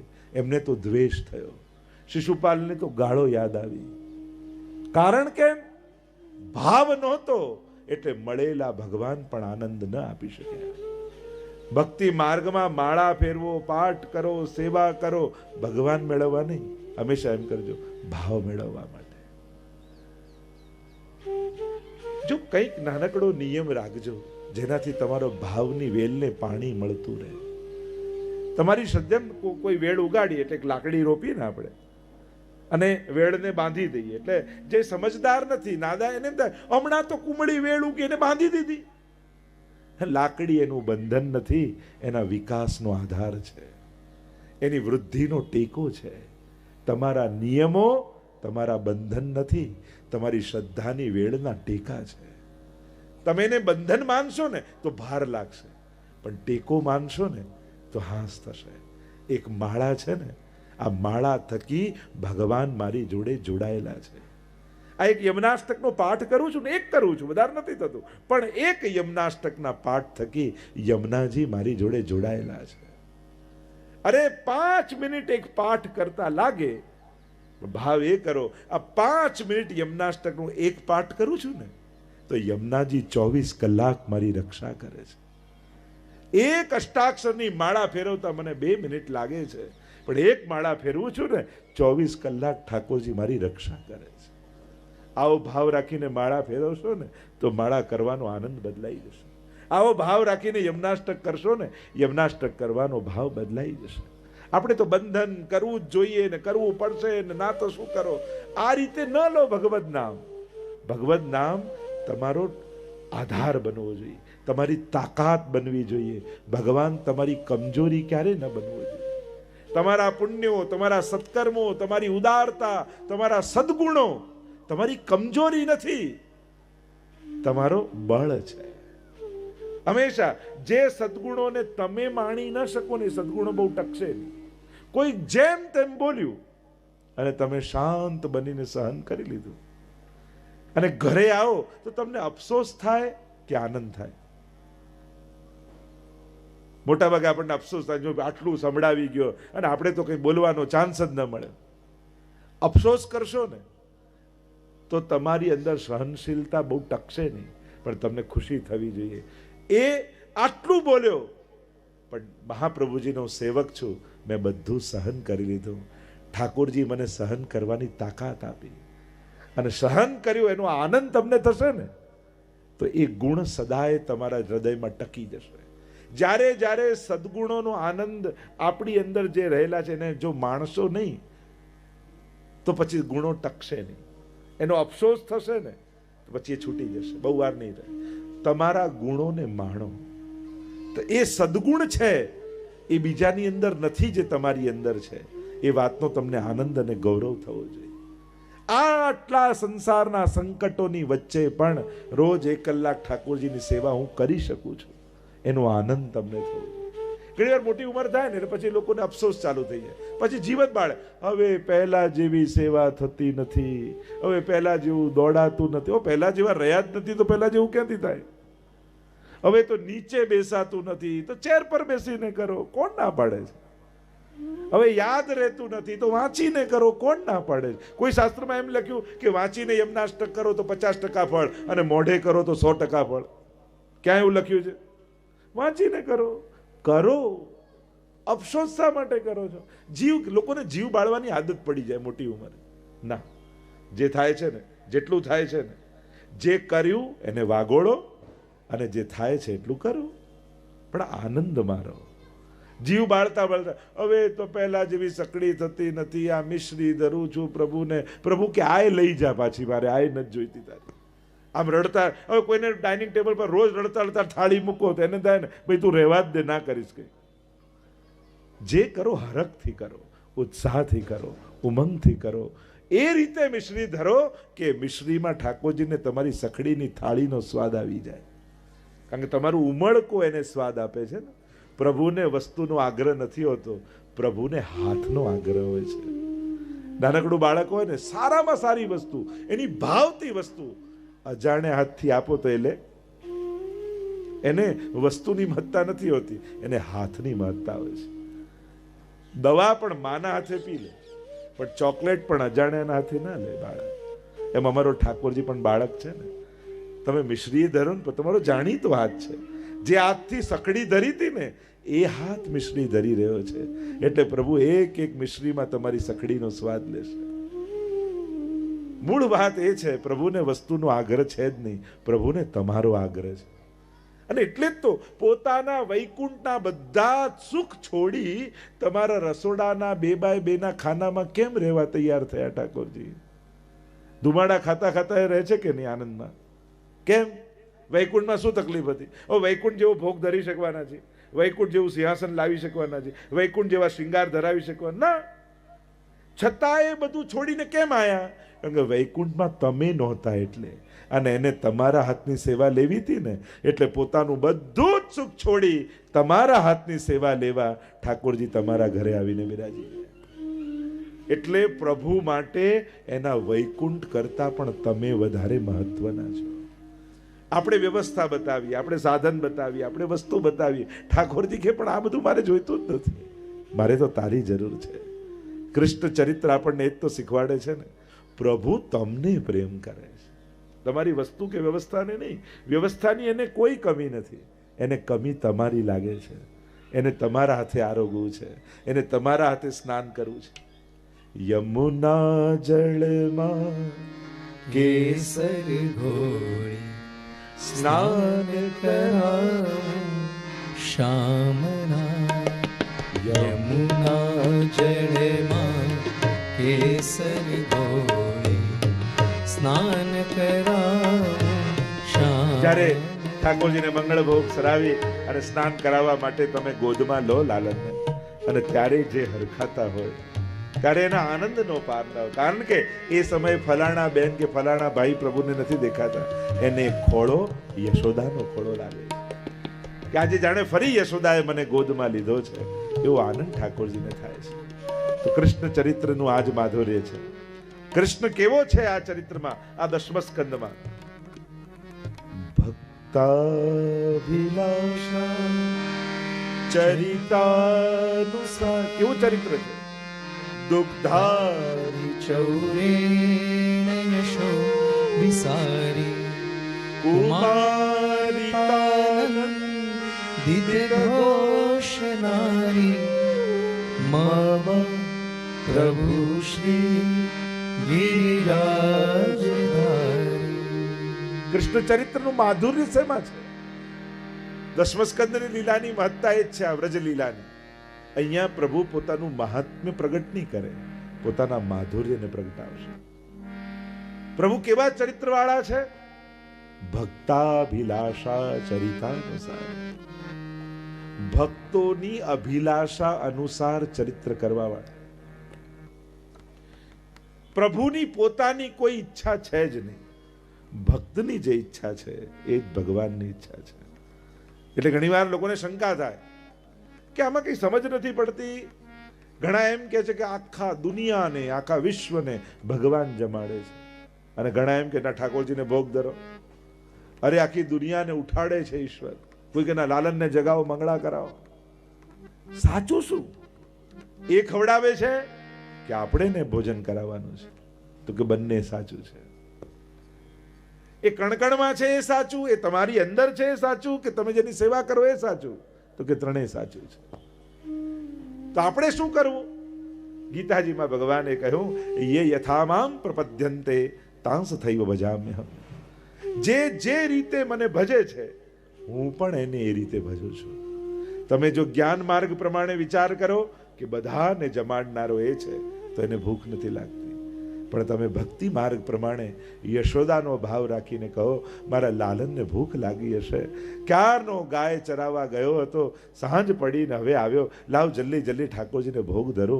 તો ઠાકોરજીને કકડીને ભૂખ લાગે છે, કારણ કે તમારો ભાવ યશોદાનો છે. જે ભાવ લઈને પ્રભુ આગળ જશો ને, પ્રભુ એવા ભાવે તમને મળશે. અરે ત્યાં સુધી કહ્યું, વેર ભાવે જશો તો એ યુદ્ધ કરવા તૈયાર થશે, કારણ કે એને લડવું જ છે, તો ચાલ લડી લઈએ. તને પ્રેમ કરવો છે તો ચલ પ્રેમ કરી લઈએ, તને રાસ કરવો છે તો ચલ રાસ કરી લઈએ, તને ખોળામાં રમાડવો છે તો હું બાળક બનીને તારા ખોળામાં ચડી જાઉં. ભગવાન કૃષ્ણ એવો છે જે ક્યારેય કોઈને નિરાશ નથી કરતો. જે ભાવ લઈને, આ તો અદ્ભુત ચરિત્ર છે. એટલે જ દશમ સ્કંદની શરૂઆતમાં જ પરીક્ષિત મહારાજે શું કહ્યું? શરૂઆત થઈ દશમ સ્કંદ. કથિતો વંશ વિસ્તારો ભવતા સોમ સૂર્યયો રાજ્યામ ચોભયવંશાનાં ચરિતમ પરમાદ્ભુતમ. ચરિતમ પરમાદ્ભુતમ. એ પરમ અદ્ભુત ચરિત્રને ગુરુદેવ મને સંભળાવો. વિસ્તાર, સંક્ષિપ્તમાં નહીં, વિસ્તાર. અદ્ભુત ચરિત્ર. કેવા ચરિત્ર? અદ્ભુતતા શું છે? યમનાષ્ટકમાં પણ કહીએ છે ને, તવ ચરિત્ર મત્યદ્ભુતમ. યમનાજીનું ચરિત્ર કેવું છે? અતિ અદ્ભુત. તો અદ્ભુતતા શું છે? તો કે અજાણે અધર્મી નાહી ગયો તોય માએ કર્યો ઉદ્ધાર. યમુનાજી કેવા છે? કોઈ કેવલ રસ્તામાં જતો મુસાફર સવાર પડીને સ્નાન કરવા જોઈએ એમ વિચાર કરી, યા તરસ લાગી તો જલ પીવું છે એવો વિચાર કરી બાજુમાં વહેતા યમુનાજીમાં ડૂબકી લગાવે ને, એણે તો જલ માનીને ડૂબકી લગાવી છે, પણ યમુનાજી તો એવો વિચાર કરે કે મારા ભક્તે મારામાં ડૂબકી લગાવી, એને હવે જીવનમાં ક્યારેય યમયાતના નહીં ભોગવવા દો. માએ કર્યો ઉદ્ધાર. મા એનો ઉદ્ધાર કરી દે. તમે પાણી પીને જલ પ્યાસ બુજાવવા માટે જલ પીઓ યમુનાજીનું, પણ યમુનાજી તમને જલ ન પીવડાવે. એ તો ન જાતું યમયાતના ભવતી તે પયઃ પાનત. એ તો પોતાના વક્ષસ્થલનું દૂધ તમને પીવડાવે છે. આ યમુનાજીની અદ્ભુતતા છે. આવનારો ભક્ત મહાત્માને જાણતો નથી, પણ સ્વીકાર કરનારો ભગવાન પોતાના મહાત્મ્ય સાથે એના પર કૃપા કરે. એ જ એના ચરિત્રની અદ્ભુતતા છે. એટલે અદ્ભુતતાની વ્યાખ્યા શાસ્ત્રોમાં એ કરી, અસાધનમ સાધનમ કરોતિ ઇતિ અદ્ભુતમ. અસાધનને પણ સાધન માનીને કૃપા કરે, એ જ ભગવાનના ચરિત્રની અદ્ભુતતા. તો કે અસાધનને સાધન શું? જ્યારે ગોપીઓ દોડીને રાસ માટે ભગવાન પાસે, ત્યારે પરીક્ષિત મહારાજે પ્રશ્ન કરી દીધો, અરે ગુરુદેવ, આ તો પ્રેમ ભાવથી ભગવાન તરફ જઈ રહી છે, છતાંય ભગવાને એમનો ઉદ્ધાર કર્યો, આવું કેમ? સુખદેવજીએ કહ્યું, કયા ભાવે દોડે છે એ ન જોઈશ, કોની તરફ દોડે છે એ જો. ભગવાન તો પારસમણી છે, સ્પર્શ કરતા જ સોનું બનાવી દેશે. કામમ ક્રોધમ ભયમ સ્નેહમ ઐક્યમ સૌહૃદમેવ ચ નિત્યમ હરૌ વિદધતો યાન્તિ તન્મયતામ હિતે. સુખદેવજી कहने लगे, कोई भी भाव से भगवान की तरफ दौड़ो, कामम क्रोधम भयम स्नेहम ऐक्यम, भगवान तो उद्धार ज करे छे.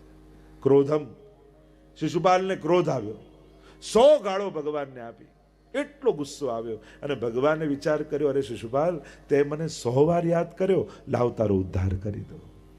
આ અદ્ભુતતા. ક્યારે સાંભળ્યું કે ગાળો બોલવાથી ભગવાન ઉદ્ધાર કરે?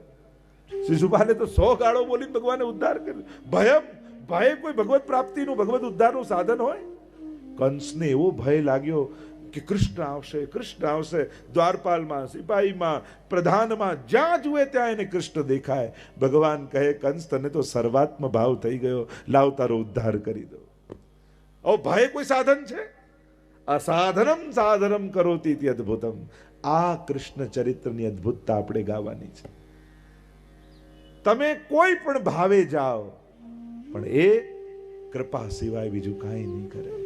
ક્યાંય તમે સાંભળ્યું કંસને મારીને ભગવાનને નરકમાં નાખ્યો હોય? રામે રાવણને મારીને નરકમાં નાખ્યો એવું ક્યાંય સાંભળ્યું? આપણે શું સાંભળીએ? કૃષ્ણએ કંસનો ઉદ્ધાર કર્યો, રામે રાવણનો ઉદ્ધાર કર્યો. ભગવાન ક્યારેય કોઈની અધોગતિ કરતા જ નથી. ભગવાન એક ભગવાન જ તો છે જે પાપમાંથી મુક્ત કરી શકે.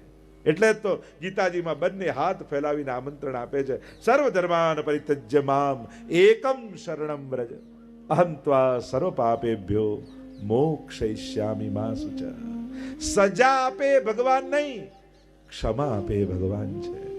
ભગવાનને સજા આપવામાં રસ નથી, એને ક્ષમા આપવામાં. એટલે તો છેલ્લી શ્વાસ સુધી ભગવાન મોકો આપે છે માણસને.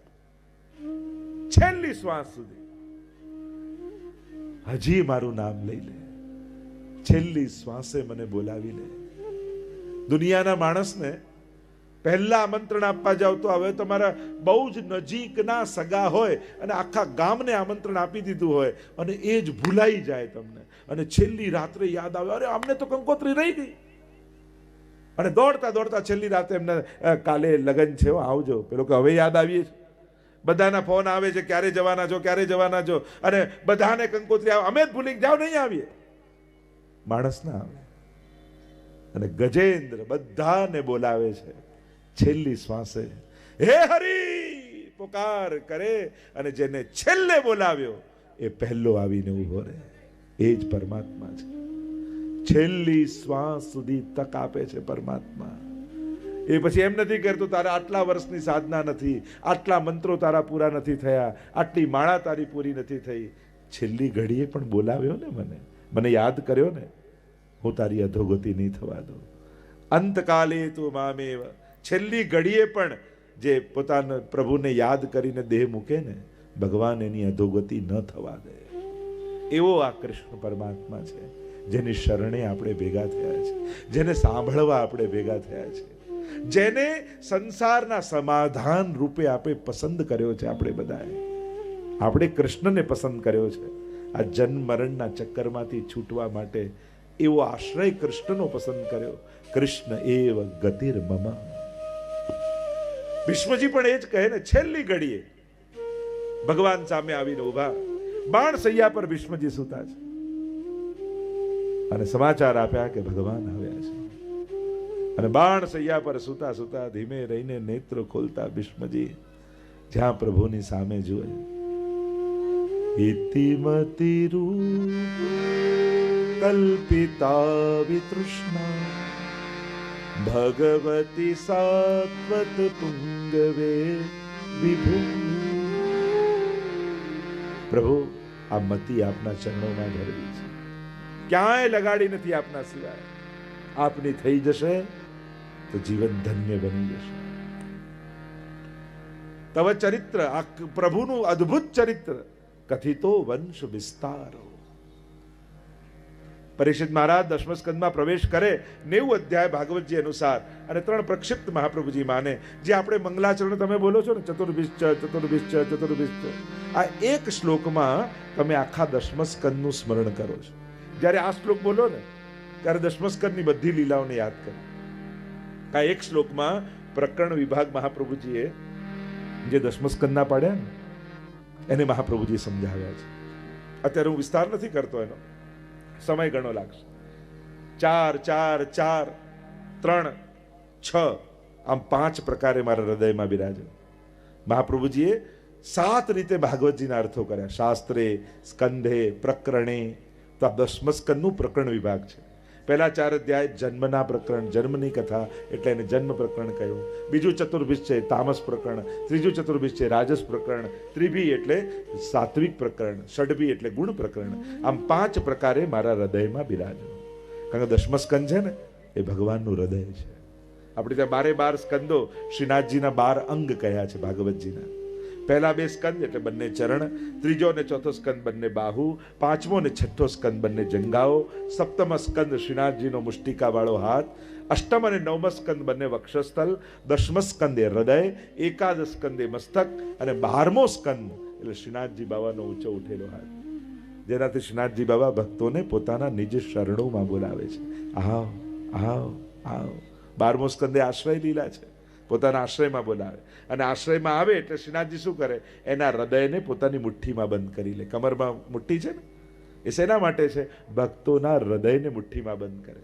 અને અંગૂઠો બહાર છે એટલે કે માયાને અંગૂઠો બતાવે છે કે હવે આ મારો થઈ ગયો એટલે તારા કામનો રહ્યો નથી, હવે તારો પ્રભાવ આના પર નહીં ચાલે. કારણ કે મામેવ યે પ્રપદ્યન્તે માયા મેતામ તરંતી તે. ગીતાજી મેં કહા જો મેરે હુએ वो माया से तर गए. એટલે પ્રભુના થવાની ઘટના શ્રીનાથજી બાબા નિકુંજના દ્વાર પર ઉભા રહીને ભક્તોને શરણમાં બોલાવી રહ્યા છે. જો આપણે ત્યાં ભારત વર્ષના જેટલા પ્રસિદ્ધ સ્વરૂપો, ભગવત સ્વરૂપો બિરાજે છે, દરેકનો એક જુદો જુદો આકાર, જુદા જુદા સ્વરૂપો.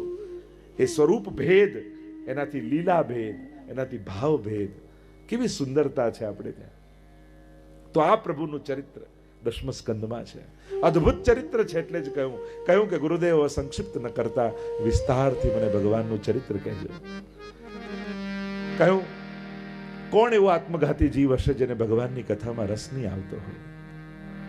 નિવૃત્ત તર્ષય રૂપગીયમાના ભવૌ સદા છોત્ર મનોભિરામા ગૌતમ શ્લોક ગુણાનુવાદા પુમાન વિરજેત વિના પશુના.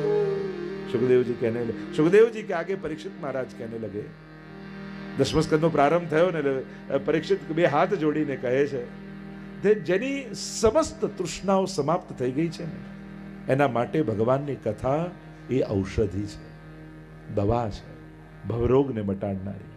બીજા કોઈ રોગ કોઈને હોય ન હોય જુદી વાત, એક રોગ તો દરેકને લાગ્યો છે અને એ છે ભવરોગ.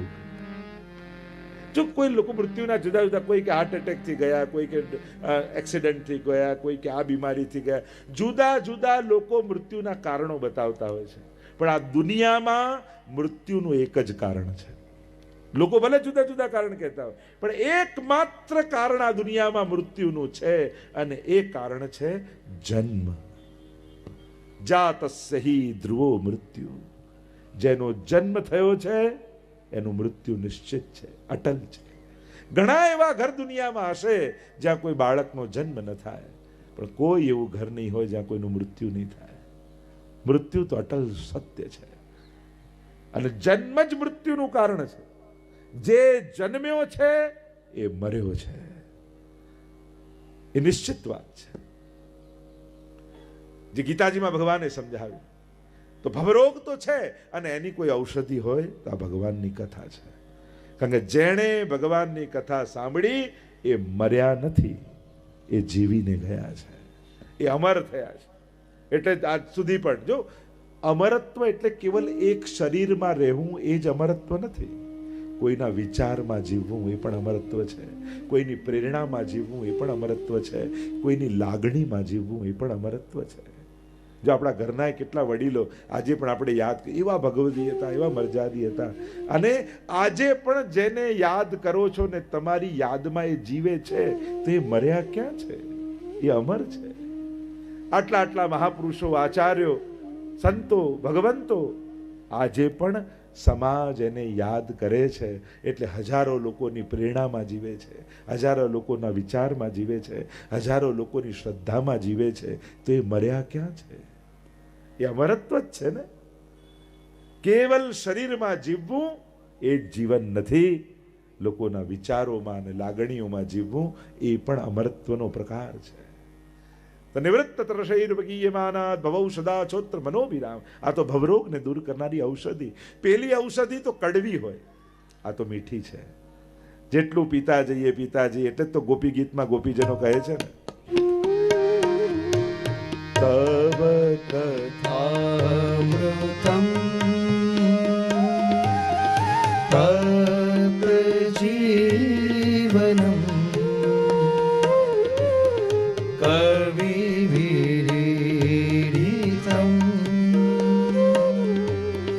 કલ્મષાપહમ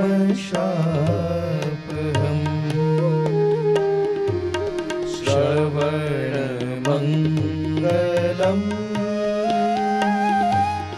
શ્રીમદાતતં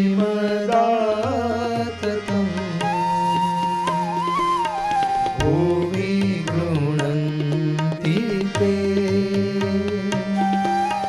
ભૂરિદા જના. પુકારો મેરે સાથ. ઓ શ્રીનાથજી આવજો તમે, વાટ જોઈ રહ્યા ક્યારના અમે. ગોપીઓ કહે છે તવ કથામૃતમ તપ્ત જીવનમ. સંસારથી તપેલા જીવને શાંતિ આપનારી કથા છે. કવિ બિરડિતમ, આદિ કવિઓ દ્વારા ગવાયેલી છે. આ તો અમૃત છે, મરેલાને જીવાડનારી આ કથા છે. પ્રભુની આ દિવ્ય ગાથા અલૌકિક છે. ભાગ્યશાળી હોય ને ભગવાન કથા. અને કથાનું ઊંધું કરો તો શું થાય? થાક. જીવનના થાકને ઉતારી દે ને એ જ કથા છે. કમ સુખમ સ્થાપયતિ ઇતિ કથા. અર્થ કર્યો, કમ એટલે ક એટલે સુખ, અને પરમ સુખમાં જે સ્થાપી દે એ જ ભગવાનની કથા છે. અને એવી આ દિવ્ય કથા ભવરોગની ઔષધિ છે. પેલી ઔષધિ કડવી હોય, આ પરમ મધુર છે. પેલી ઔષધિ અમુક માત્રામાં લેવાની હોય, આને તો પીતા જ રહેવાનું હોય. પીબતમ ભાગવતમ રસમાલયમ મુહુરહો રસિકા ભુવિ ભાવુકા. આને તો વારંવાર પીતા રહેવાનું. પેલી દવા, પેલી ઔષધિ તો રોગ મટી જાય એટલે મૂકી દેવાની. આને તો મુક્તિ અને ભગવાન મળ્યા પછી પણ પીતા રહેવાની. જુઓ ને, સુખદેવજી અને પરીક્ષિત બંને એવા છે જેને ગર્ભમાં જ ભગવાનના દર્શન થઈ ગયા, છતાંય ભગવાનની કથામાં પરમ અનુરાગ છે. એવી આ કથા. એટલે કથા એ દવા નથી, એ તો ભોજન છે. દવા તો બીમાર પડીએ ત્યારે ખાઈએ ને મટી જાય ત્યારે મૂકી દેવાની, પણ ભોજન વગર તો જીવાય જ નહીં. એમ ભક્તો માટે કથા એ ભોજન છે, દવા નથી. જીવનનો આધાર છે. આપણે ત્યાં દિનકરદાસની વાર્તા આવે ને 84 વૈષ્ણવમાં, મહાપ્રભુજી કથા કહેવાનું શરૂ કરે ને પહેલા તો આવીને બેસી જાય. એકવાર ખબર પડી કે મહાપ્રભુજી બિરાજી ગયા છે આચાર્ય પીઠ પર, કથા શરૂ કરી. ભોજનની તૈયારી કરતા હતા ને કાચો લોટ ફાંકીને ચાલ્યા. કોઈ એકનું ભોજન તો કરી લો, તો કે પેટ તો ગમે તેમ ભરી લઈશ, પણ ઠેઠ માટેનો અવસર ચૂકી જઈશ ને તો જીવનમાં બહુ મોટું નુકસાન કરી લઈશ. આ ક્ષણો જો ચૂકાઈ જશે તો જીવનમાં બહુ મોટું નુકસાન થશે. આપણા ગામમાં ભગવત કથા ચાલતી હોય અને જો 10 મિનિટ પણ ચૂકાઈ જાય ને એ બહુ મોટું નુકસાન છે. કારણ કઈ ક્ષણે કઈ વાત આપણા ચિત્તને સ્પર્શી જાય અને જીવન બદલાઈ જાય કોણ જાણે. અને હું મોડો ગયો ને મારા કામની વાત ચૂકી ગયો, જેનાથી મારું આત્મકલ્યાણ થવાનું હતું. આનાથી મોટું નુકસાન બીજું શું હોય? પૈસા ગયા, જો કોઈ પૈસા બગાડી ગયું એ નુકસાન નથી, કોઈ ઘર બગાડી ગયું એ નુકસાન નથી, કોઈ ગાડી બગાડી ગયું એ નુકસાન નથી, પણ કોઈ મન બગાડી જાય ને એ બહુ મોટું નુકસાન છે. અને મનને પવિત્ર કરવાનું કોઈ એકમાત્ર સ્થાન હોય તો એ ભગવત કથા છે. અહીંયા તમે તમારે કંઈ નથી કરવાનું, તમારે તો બેઠા જ રહેવાનું છે, સાંભળવાનું છે. અને સાંભળતા સાંભળતા ક્યારે ભગવાન તમારા ચિત્તમાં પ્રવેશી જશે ને તમને ખબર નહીં પડે. એટલે હું તો કથા શરૂ થતી હોય ને ત્યારે પહેલા જ દિવસે બધાને કહી દઉં કે બધા જ પહેલા જ દિવસે પોતાની સેલ્ફી પાડી લેજો ચહેરાની. કારણ કે ત્રીજા દિવસે એ જ ચહેરો જુદો હશે, એ જ આંખો જુદી હશે, એ જ મનના વિચારો જુદા હશે, હૃદયની ભાવનાઓ કંઈક જુદી હશે. કારણ કે સત્સંગ સ્પર્શે જ છે. આ ભગવાનની વાણી ક્યારે નિષ્ફળ નથી જતી, એ તો આપણા મનને પવિત્ર કરે જ છે. આ ભગવાનની કથાનો પ્રભાવ છે. મેં તો દુનિયામાં કેવા કેવા ઘટનાઓને જોયું છે, જે ભગવાનમાં ન માનતો, જે પાપમાં રત હોય, જેને પાપમાં પણ એકવાર કથામાં આવે ને કેવા જીવન બદલાઈ જાય. રોજ બરોજની આ ઘટનાને જોઈએ છે અમે. સંજોગો બદલાય ચમત્કાર નથી, માણસ બદલાઈ જાય બહુ મોટો ચમત્કાર છે. આપણે તો આને ઘર કંકુ નીકળ્યું, ભભૂત નીકળ્યું, એ ચમત્કાર નથી. આખો માણસ બદલાઈ જાય.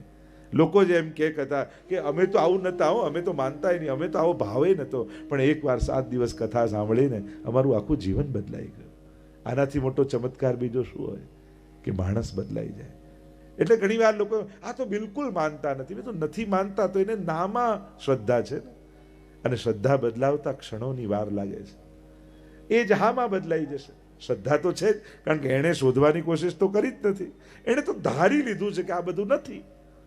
નામાં શ્રદ્ધા જ છે ને. નામાં એનું સંશોધન નથી, એની શ્રદ્ધા જ છે. કોઈ સંશોધન કરીને ના સ્વીકારી હોય તો સમજી શકાય. નાની શ્રદ્ધા છે, એટલે કે શ્રદ્ધા છે નામાં છે. એ હામાં બદલાતા ક્ષણોની વાર લાગે છે.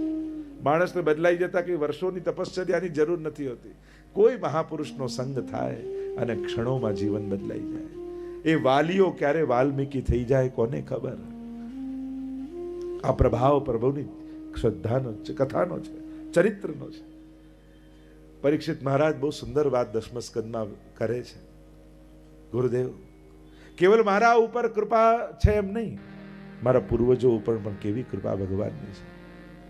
પિતા મહામે સમરે મરંજય દેવ વ્રતાદ્યા તીર્થૈ સ્તિમિંગલૈ દુરત્યયં કૌરવ સૈન્ય સાગરમ કૃત્વા તરન્વત્સ પદમ સ્મયત્લવાહ. ગુરુદેવ, કેવી કૃપા મારા પૂર્વજો ઉપર પ્રભુની રહી છે, અને એટલે જ કદાચ પાપના બદલામાં ભગવાને કથા મને આપી છે. મેં તો અપરાધ જ કર્યો, પણ એના બદલામાં મને સુખદેવજી અને ભાગવતની કથા મળી. આવું કોઈ કર્મથી ન થઈ શકે, પુણ્યથી ન થઈ શકે. ભગવાનનો અમારા પ્રત્યેનો પક્ષપાત છે, એટલે આવું થયું. અને પક્ષપાત કેમ છે? કારણ કે અમારા વડીલો બધા ભગવદીઓ હતા, ભક્તો હતા. આપણા પૂર્વજોએ માળા ફેરવી હોય ને, જો કોઈ વડીલો એફડી મૂકી જાય તો એને બાળકને મળે કે નહીં, એમ વડીલો જે ભક્તિ કરી ગયા ને એનું ફળ એના વંશજોને મળે છે.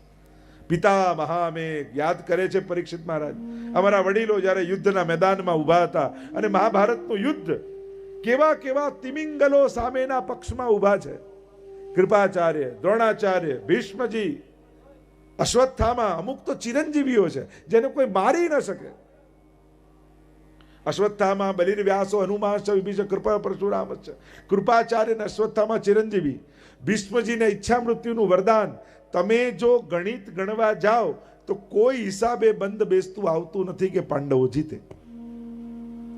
જો આ મેચ થાય ને ક્રિકેટની, ત્યારે લોકો પ્રિડિક્ટ કરે કે આટલા પ્લેયરો આમાં છે એટલે 80% ચાન્સ આ મેચ આ લોકો જીતે, એમ પ્રિડિક્ટ કરે, કારણ કે આવા ખેલાડીઓ છે. એમ જો તમે મહાભારતના યુદ્ધમાં પ્રિડિક્શન કરવા જાઓ કે કોણ જીતે અને યોદ્ધાઓના બળની જો ગણતરી કરો તો ક્યાંય બંધ બેસતું આવતું નથી કે પાંડવો જીતે. ચિરંજીવીઓ જેને કોઈ મારી ન શકે, અને ભીષ્મજી જેવા તિમિંગલો જે હજારો માછલાઓને ગળી જાય એવા તિમિંગલ જીવો, એક ભીષ્મજી કાપી છે જીતવા માટે. અને એમાં તો દ્રોણાચાર્ય જેની પાસે ભણ્યા છે, કૃપાચાર્ય જે ચિરંજીવી, અશ્વત્થામા જેને ચિરંજીવીનું વરદાન, કેમ કરીને જીતા? છતાંય પાંડવો જીત્યા. કેમ? સંખ્યાથી જીત નક્કી નથી થતી. તમારી જોડે કેટલા ભેગા છે એ જીતનો પ્રમાણ નથી, પણ તમારી જોડે ભગવાન છે કે નહીં એ હંમેશા ચેક કરતા રહેજો. અને જો ભગવાન બાજુમાં ઉભેલા દેખાય તો માનજો વિજય મારો નિશ્ચિત છે. ભગવાન એટલે સત્ય, ભગવાન એટલે આનંદ, ભગવાન એટલે પરોપકાર, ભગવાન એટલે સદગુણ. જ્યારે તમને એ તમારી બાજુમાં દેખાય ને તો માનજો કે જીત અમારી ચોક્કસ છે. વસ્તુ મળી જવી જીત નથી. ઘણીવાર જીત, સત્ય, આ બધાની વ્યાખ્યા આપણે જુદી કરીએ છીએ. વસ્તુથી ગણીએ છીએ, પદાર્થથી ગણીએ છીએ, વ્યક્તિથી ગણીએ ના, એની વ્યાખ્યાઓ જુદી રીતે થાય છે. એટલે હંમેશા લોકો એમ કહેતા ને કે આપણું તો બહુ મોટું ફ્રેન્ડ સર્કલ હો, આપણે તો બહુ મોટું, જે કામ કરાવવું આમ થઈ જાય. એવા વ્યક્તિઓએ પણ મેસેજ કરવા પડ્યા કે હું પોઝિટિવ છું, કોઈ ઘરે આવતા નહીં. કોરોનામાં તો એવા લોકોએ મેસેજ મોકલવા પડે જે કે એક ફોન કરું 10 જણા ઊભા થઈ જાય, એ કોઈ આવવા તૈયાર ન થયું. ભાઈ તું પોઝિટિવ છું, એમ તો આખી જિંદગી નેગેટિવ જ રહ્યો ને આજે પોઝિટિવ થયો હતો. અને એટલા માટે અસમર્થતાનું જ્ઞાન માણસને થાય ને કે હું અસમર્થ છું, ત્યારે ભગવાનના સામર્થ્યનું ભાન એને થતું હોય છે. પ્રભુ સર્વ સમર્થો હિ તતો નિશ્ચિત તતામ વ્રજેત. એટલે તો મહાપ્રભુજી આપણા બધા માટે લખી ગયા, આ જગતમાં સર્વ સમર્થ કોઈ હોય તો એ કેવલ ને કેવલ ઈશ્વર છે. બાકી દરેક માણસ અસમર્થ છે. કોઈના સહારે જ આપણે બધા જીવીએ છીએ. તમને એમ થાય મારે કોઈની જરૂર નહીં, તો ઘરના લોકોને છોડીને બહારના ફ્રેન્ડોને ભેગા કરશો. માણસ વગર તો ચાલવાનું નથી. આપણને તો આપણા ડ્રાઈવરથી લઈ, સફાઈવાળાથી લઈ, મોટા મોટા બોસ કે સમર્થ વ્યક્તિ, ક્યાંક ને ક્યાંક કોઈના ટેકે આપણે ઊભા છીએ. કોઈકના ટેકે. એક માણસની સફળતામાં કેટલા લોકોની મહેનત હોય છે. માણસને એમ લાગે મારે કોઈની જરૂર નહીં. અરે ના, તારે બધાની જરૂર છે, જરૂર પડે ત્યારે. પણ સમર્થ કોઈ હોય તો ઈશ્વર. પેલું એક બાળક વેકેશન પડે તો એના મા બાપ બાજુના ગામમાં એના નાના નાનીને ત્યાં લઈ જાય. બાળક થોડું મોટું થયું, 14-15 વર્ષનું થયું, એટલે કે હવે હું મોટો થઈ ગયો, પપ્પા મમ્મી હવે હું એકલો જઈશ નાના નાનીને ત્યાં. લોકો હજી તું નાનો કહેવાય, અમે તને મૂકી જઈ ના. હું એકલો ટ્રેનમાં બેસીને જઈશ, હવે હું મોટો થઈ, કોઈ મારી જોડે નથી. અને એવી હટ પકડી કે માને જ નહીં, ને કહ્યું કે હું એકલો જ જઈશ વેકેશનમાં. અને પપ્પાએ કહ્યું ઠીક છે, તું એકલો જા, ચાલ તને મૂકવા તો આવું. ટ્રેનમાં મૂકવા આવ્યા, કહ્યું ધ્યાન રાખજો આજુબાજુવાળાને કહ્યું. અને કહ્યું કે પેલો ખુશ થાય કે હું મોટો થઈ ગયો, એકલો જઉં છું, નાના નાનીને ત્યાં હવે ગામમાં એકલો ટ્રેનમાં બેસીને જઈશ. અને તૈયાર થયો, ટ્રેન ઉપડવાની તૈયારી થઈ, અને પેલો ખુશ થાય છે કે હું એકલો મોટો થઈ ગયો છું, એકલો જઈ રહ્યો છું. અને જ્યાં ટ્રેન ઉપડવાની શરૂ થઈ એટલે પિતા એક ચિઠ્ઠી કાઢી દીકરાના ખિસ્સામાં મૂકીને કહ્યું કે જો તને બીક લાગે તો આ ચિઠ્ઠી વાંચજે. એવું કહીને પિતા ઉતરી ગયા. અને હવે તો ટ્રેન જાય છે આગળ, અને પેલો છોકરો તો ખુશ થાય કે હું એકલો પહેલી વાર જઉં છું, હું મોટો થઈ ગયો છું. લોકો વેચવા આવે, વસ્તુ ખરીદે, આજુબાજુવાળા જોડે વાતો કરે, ચર્ચા કરે, અને ખુશ થતો થાય કે જો હું મોટો થઈ ગયો, એકલો જઉં છું. એમ કરતા કરતા ધીમે ધીમે રાત પડી. ધીમે ધીમે આજુબાજુવાળા સુવા લાગ્યા, વેચવાવાળા આવનારા બંધ થઈ ગયા. અને હવે તો ટર્નલોમાંથી ટ્રેન નીકળે એટલે અંધારું ગુપ્ત થઈ જાય. અને પહેલી વાર નીકળ્યો એટલે હું ડરવા લાગ્યો. અંધારું થઈ ગયું, કંઈક થશે તો, કોઈ આવશે તો, એવો ડરે. અને ટર્નલો એવી આવે, અંધારું ગુપ્ત, કોઈ દેખાય નહીં, એવી બીક લાગી. એટલે ત્યારે પપ્પાની વાત યાદ આવી, જો તને બીક લાગે ને તો આ ચિઠ્ઠી વાંચજે. અને ડર્યો, અને અજવાળું આવ્યું ને ચિઠ્ઠી ખિસ્સામાંથી કાઢી અને વાંચ્યું તો એટલું લખ્યું તું, બેટા ડરતો નહીં, હું પાછળના ડબ્બામાં જ છું. એમ મહાપ્રભુજીએ પણ આપણા બધાના ખિસ્સામાં એક ચિઠ્ઠી મૂકી છે. પ્રભુ સર્વ સમર્થો હિ તતો નિશ્ચિતતામ રજેત. તું જેના શરણમાં ગયો છું એ પરમાત્મા સર્વ સમર્થ છે, એટલે નિશ્ચિંત બની જા, નિર્ભય બની જા. તે અલ્પનો આશ્રય નથી કર્યો, તે સમર્થનો આશ્રય કર્યો છે. જે ભાગ્ય બદલવા સમર્થ છે એવા પરમાત્માની શરણમાં તું છે. અહીંયા પરીક્ષિત મહારાજ યાદ કરે છે કેવા અમારા પૂર્વજો ઉપર કૃપા ઠાકોરજીની. એક ભીની માટીમાં વાછરડાનું પગલું પડે અને જે ખાડો પડે, અને એટલા નાના ખાડાને માણસ ચાલતો ચાલતો ઓળંગી જાય ને એને ખબર ન પડે. એ રીતે અમારા પૂર્વજો આ મહાભારતના યુદ્ધને ઓળંગી ગયા, ખબર એ ન પડી, કારણ ભગવાન સાથે હતા.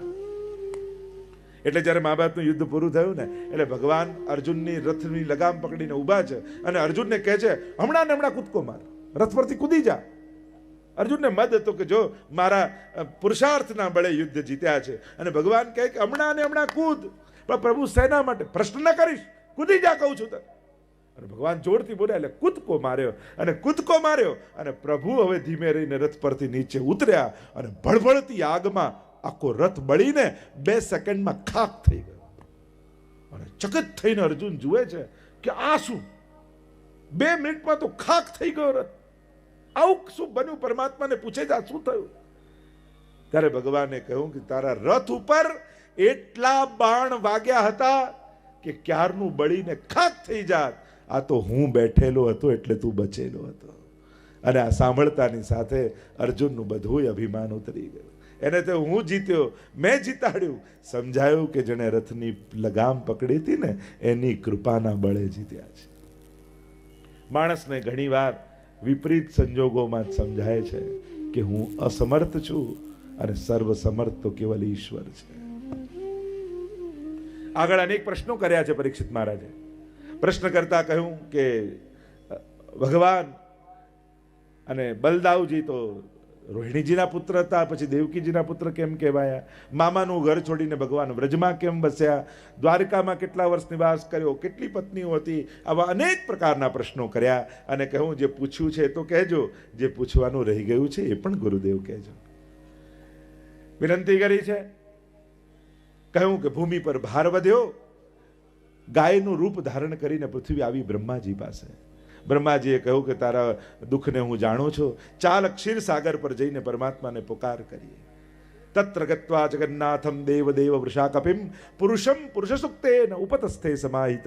આવ્યા છે ક્ષીરસાગર પર, પુરુષ સુક્ત દ્વારા ભગવાનની સ્તુતિ કરી છે. ધ્યાનમાં આવ્યા પરમાત્માને. બ્રહ્માજીને કહ્યું બધા જ દેવોને કહી દો જુદા જુદા રૂપ ધારણ કરીને વ્રજમાં જાય.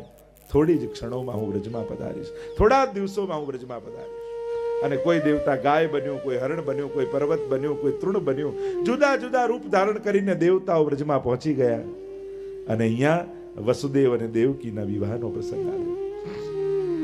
બેનના વિવાહ છે એટલે બધી જ તૈયારી ઉપાડી લીધી કંસે. બધી જ વ્યવસ્થા કરી રહ્યો છે.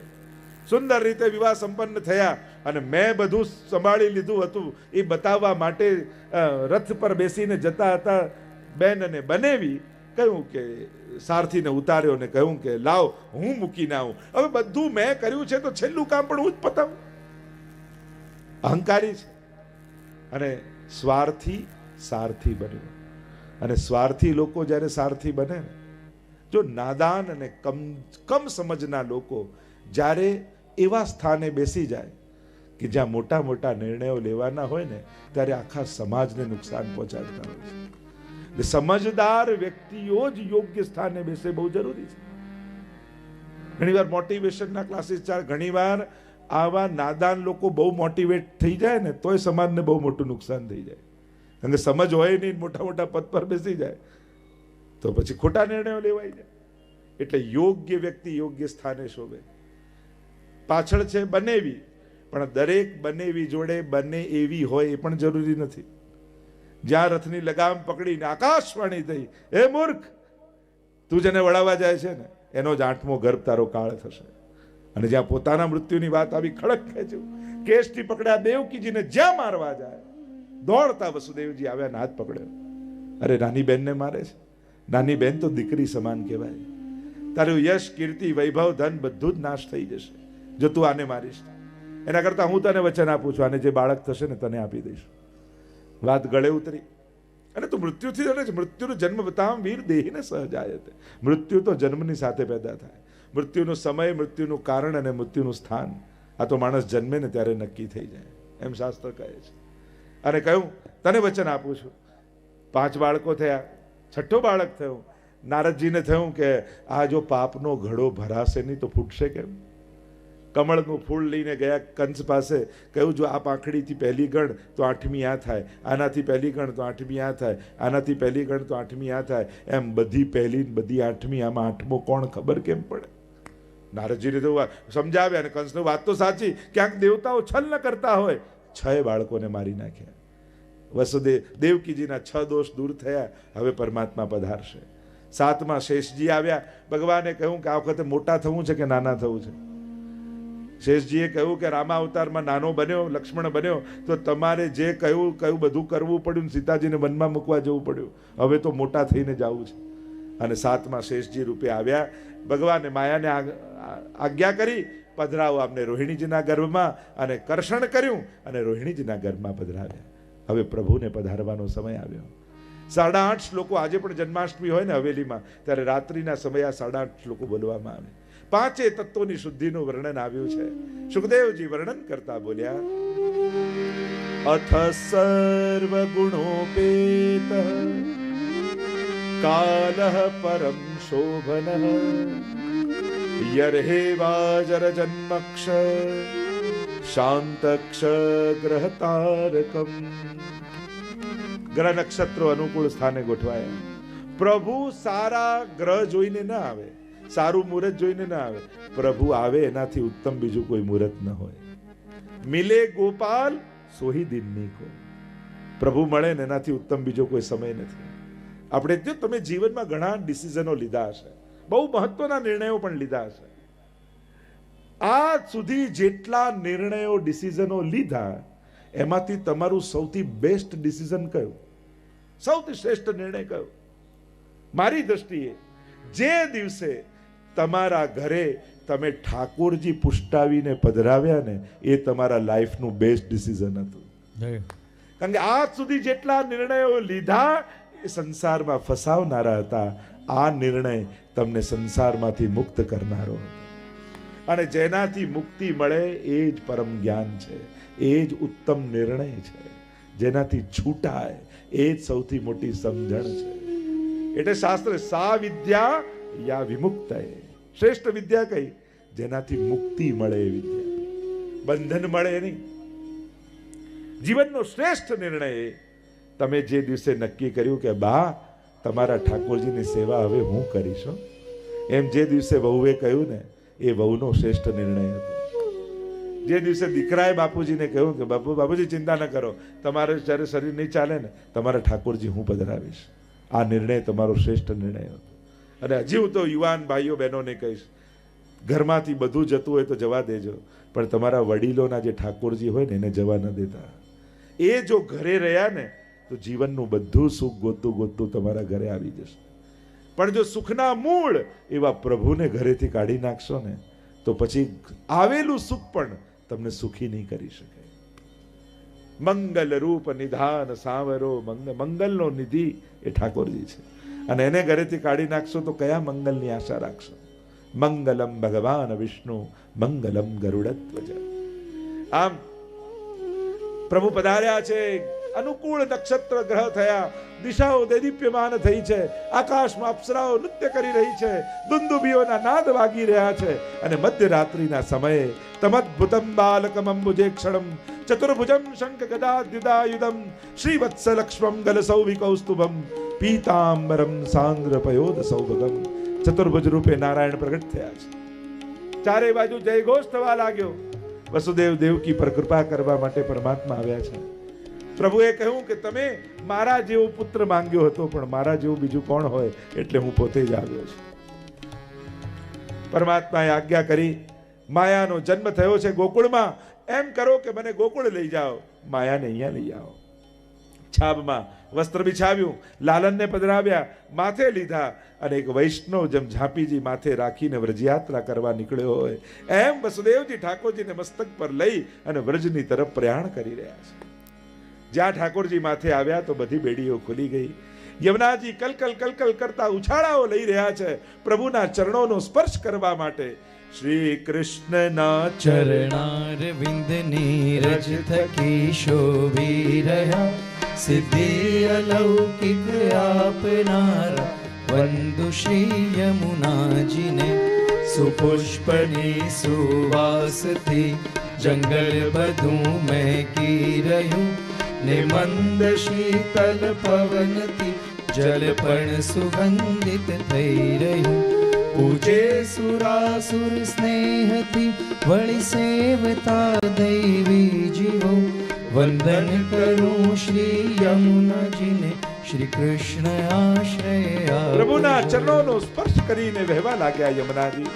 આવ્યા છે વસુદેવજી નંદાલયમાં, પધરાવ્યા લાલનને, લીધી માયાને, પાછા આવ્યા કારાગૃહમાં. બધા દ્વાર બંધ થઈ ગયા અને માયાએ રડવાનો અવાજ કર્યો. દોડતા આવ્યા દ્વારપાલો, જઈને સમાચાર આપ્યા કંસને. મારવા માટે આવ્યો કંસ, જ્યાં પછાડવા જાય આકાશમાં અષ્ટભુજાળી માયા થઈ. મૂર્ખ, તને મારનારો તો ક્યારને બીજે પહોંચી ગયો છે. બધા અસુરોને ભેગા કર્યા છે અને અહીંયા રાત વીતી છે, સવાર થવાની તૈયારી છે.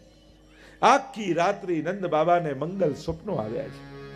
એક નાનકડું બાળક, ગુંગરાળા સુંદર કેશ છે, મોટા મોટા નેત્રો છે, કાજળ લગાડ્યું છે, સુંદર મધુર સ્મિત કરતું કરતું, ચરણમાં સુંદર નુપુર ધારણ કરીને છમ છમ છમ છમ છમ છમ છમ છમ કરતું નંદાલયના આંગણામાં દોડતું દેખાય. ચોકીને જાગે નંદ બાબા, અરે આ બાળક કોણ છે?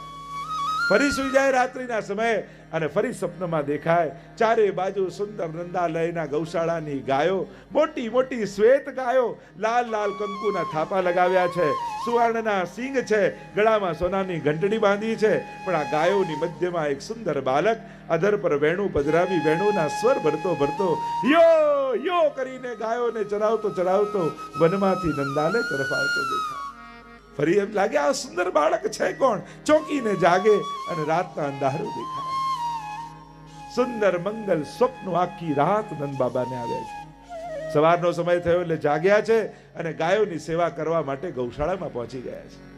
અહીંયા મોરને થયું, અરે મારું પીછું ધારણ કરીને જે પધારવાના છે પરમાત્મા આવ્યા છે, તો પહેલી બધાઈ હું આપું નંદ સમગ્ર ગોકુલવાસીઓને. કેવો કેવો કરીને જોર જોરથી મયુર સ્વર કરી રહ્યું છે. યમુનાજીને થયું કે મારું સ્વરૂપ અને મારા વર્ણને ધારણ કરનારા પ્રભુ પધાર્યા, લાવો પહેલી બધાઈ હું આપું. અને કલકલ કલકલ કલકલ કરતા યમુનાજી ઉછાળા મારી રહ્યા છે. ગાયો જોર જોરથી અવાજ કરી રહી છે, કારણ કે ગોપાલ આવવાના છે. ભાઈને ત્યાં બાળક થવાનું છે એટલે નંદ બાબાના બહેન સુનંદાજી ભાભીની સેવા માટે રહેવા આવ્યા છે.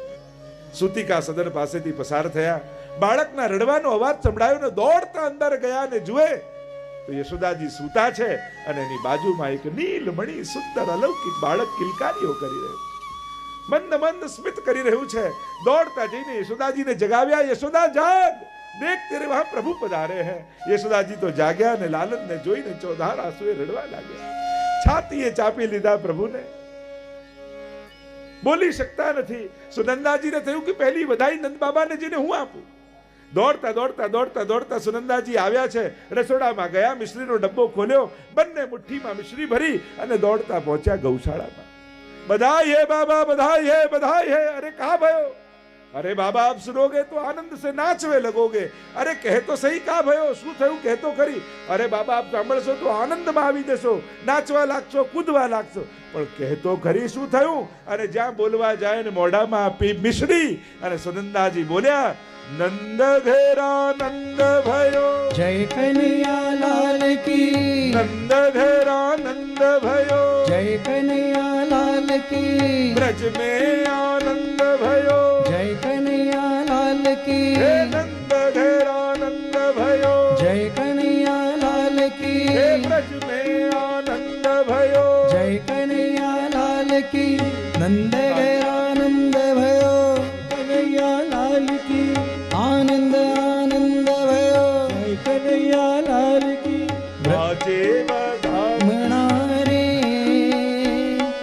ગોકુળ ગામમાં, આજે બધામણા રે,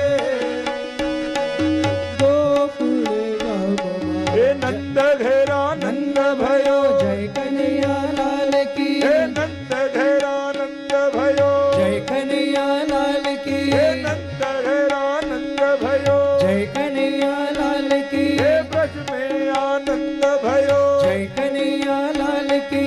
नंद घेरा नंद भयो, જય કનૈયા લાલ કી. नंद घेरा नंद भयो, જય કનૈયા લાલ કી. નંદ ઘેરાનંદ ભયો, કનૈયા લાલ કી. આનંદ આનંદ ભયો, જય કનૈયા લાલ કી. લડ્ડુ દો લડ્ડુ દો, નંદ બાબા લડ્ડુ દો. લડ્ડુ દો લડ્ડુ દો, નંદ બાબા લડ્ડુ દો. નંદ ઘેરાનંદ ભયો, જય કનૈયા લાલ કી. આનંદ આનંદ ભયો, જય કનૈયા લાલ કી. નંદ ઘેરાનંદ ભયો, જય કનૈયા લાલ કી. લડ્ડુ દો લડ્ડુ દો, નંદ બાબા લડ્ડુ દો. લડ્ડુ દો લડ્ડુ દો, નંદ બાબા લડ્ડુ દો. ગોકુળમાં જ દિવાળી, ગોકુળમાં જ દિવાળી. નંદ ઘેરાનંદ ભયો, કનૈયા લાલ કી. આનંદ આનંદ ભયો, કનૈયા લાલ કી. લડ્ડુ દો લડ્ડુ દો, આજે વધામણા રે ગોકુળ ગામમાં.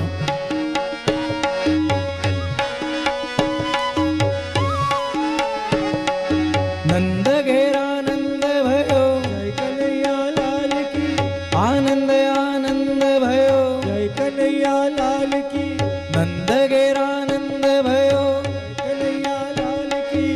આનંદ આનંદ ભયો, જય કનૈયા લાલ કી. લડ્ડુ દો લડ્ડુ દો, નંદ બાબા લડ્ડુ દો. લડ્ડુ દો લડ્ડુ દો, નંદ બાબા લડ્ડુ દો. નંદ ઘેરાનંદ ભયો, જય કનૈયા લાલ કી. આનંદ આનંદ ભયો, જય કનૈયા લાલ કી. વ્રજ में आनंद भयो, जय कन्हैया लाल की. हाथी दीने घोड़ा दीने, दीने पालकी. हाथी दीने घोड़ा दीने, दीने पालकी. नंद घेरानंद भयो, जय कन्हैया लाल की. आनंद आनंद भयो, जय कन्हैया लाल की. नंद घेरानंद भयो, जय कन्हैया लाल की. આજે વધામણા રે ગોકુળ ગામમાં.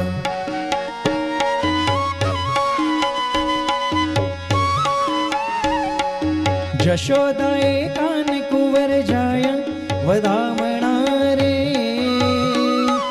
ગોકુળ ગામમાં.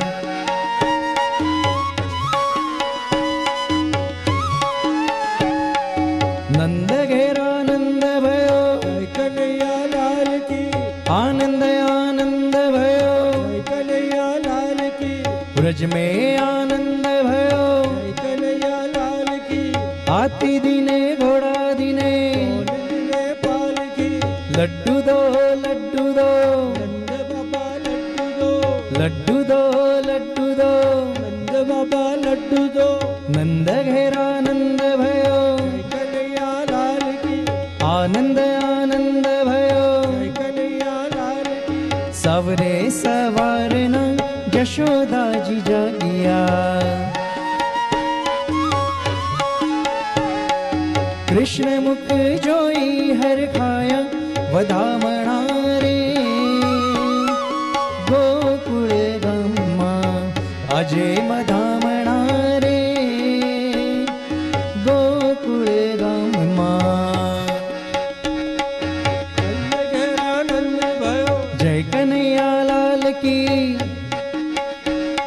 हे नंद घेरा नंद भयो जय कन्हैया लाल की आनंद आनंद भयो जय कन्हैया लाल की लड्डू दो लड्डू दो नंद बाबा लड्डू दो लड्डू दो लड्डू दो नंद बाबा लड्डू दो नंद घेरा नंद भयो जय कन्हैया लाल की आनंद आनंद भयो जय कन्हैया लाल की कड़ी में आनंद भयो जय कन्हैया लाल की कड़ी में आनंद भयो जय गोपाल लाल की आनंद आनंद भयो जय कन्हैया लाल की नंद घेरा नंद भयो जय कन्हैया लाल की नंद घेरा नंद भयो जय कन्हैया लाल की नंद घेरा नंद भयो जय कन्हैया लाल की नंद घेरा नंद भयो जय कन्हैया लाल की गोकुळ माज दिवाળી अरे गोकुळ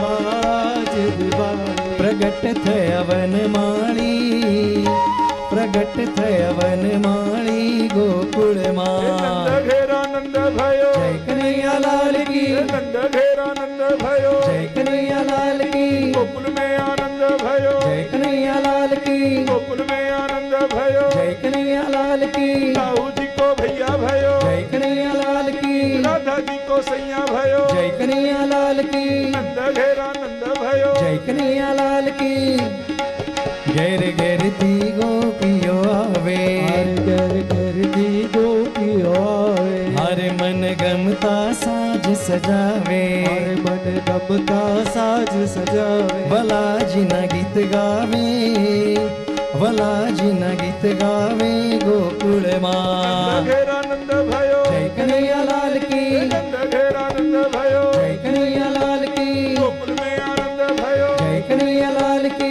गोकुल में आनंद भयो जय कन्हैया लाल की साहू जी को भैया भयो जय कन्हैया लाल की नंद घेरा नंद भयो जय कन्हैया लाल की नाचे कूदे गोवाड़ो नाचे कूदे गोवाड़ो हरे ने हइये हरख उछाड़ो हरे हइये हरख उछाड़ो निरखवाने नंद लालो निरखवाने नंद लालो गोकुळ मा नंद घेरा नंद भयो जय कन्हैया लाल की नंद घेरा नंद भयो जय कन्हैया लाल की नंद घेरा नंद भयो जय कन्हैया लाल की हाथी घोड़ा पाल की जय कन्हैया लाल की हाथी घोड़ा पाल की जय कन्हैया लाल की साहू जी को भैया भयो जय कन्हैया लाल की राधा जी को सैया भयो जय कन्हैया लाल की नंद घेरा नंद भयो जय कन्हैया लाल की पारणिये विश्व विहारी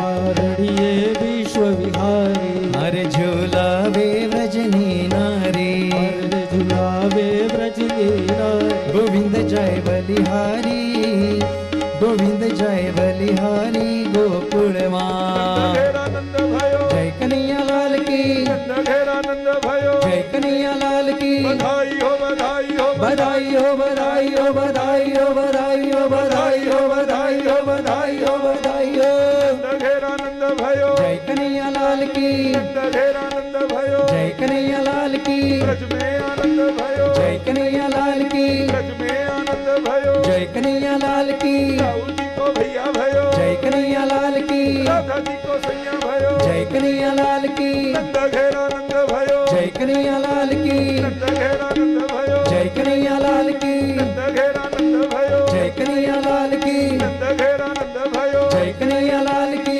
नंद घेरा नंद भयो जय कन्हैया लाल की हाथी घोड़ा पाल की जय कन्हैया लाल की नंद घेरा नंद भयो जय कन्हैया लाल की ब्रज में आनंद भयो जय कन्हैया लाल की नंद घेरा नंद भयो जय कन्हैया लाल की बधाई हो बधाई हो बधाई हो बधाई हो बधाई हो बधाई हो बधाई हो आप बधाई हो सबको नंद महोत्सव की बधाई हो बधाई हो।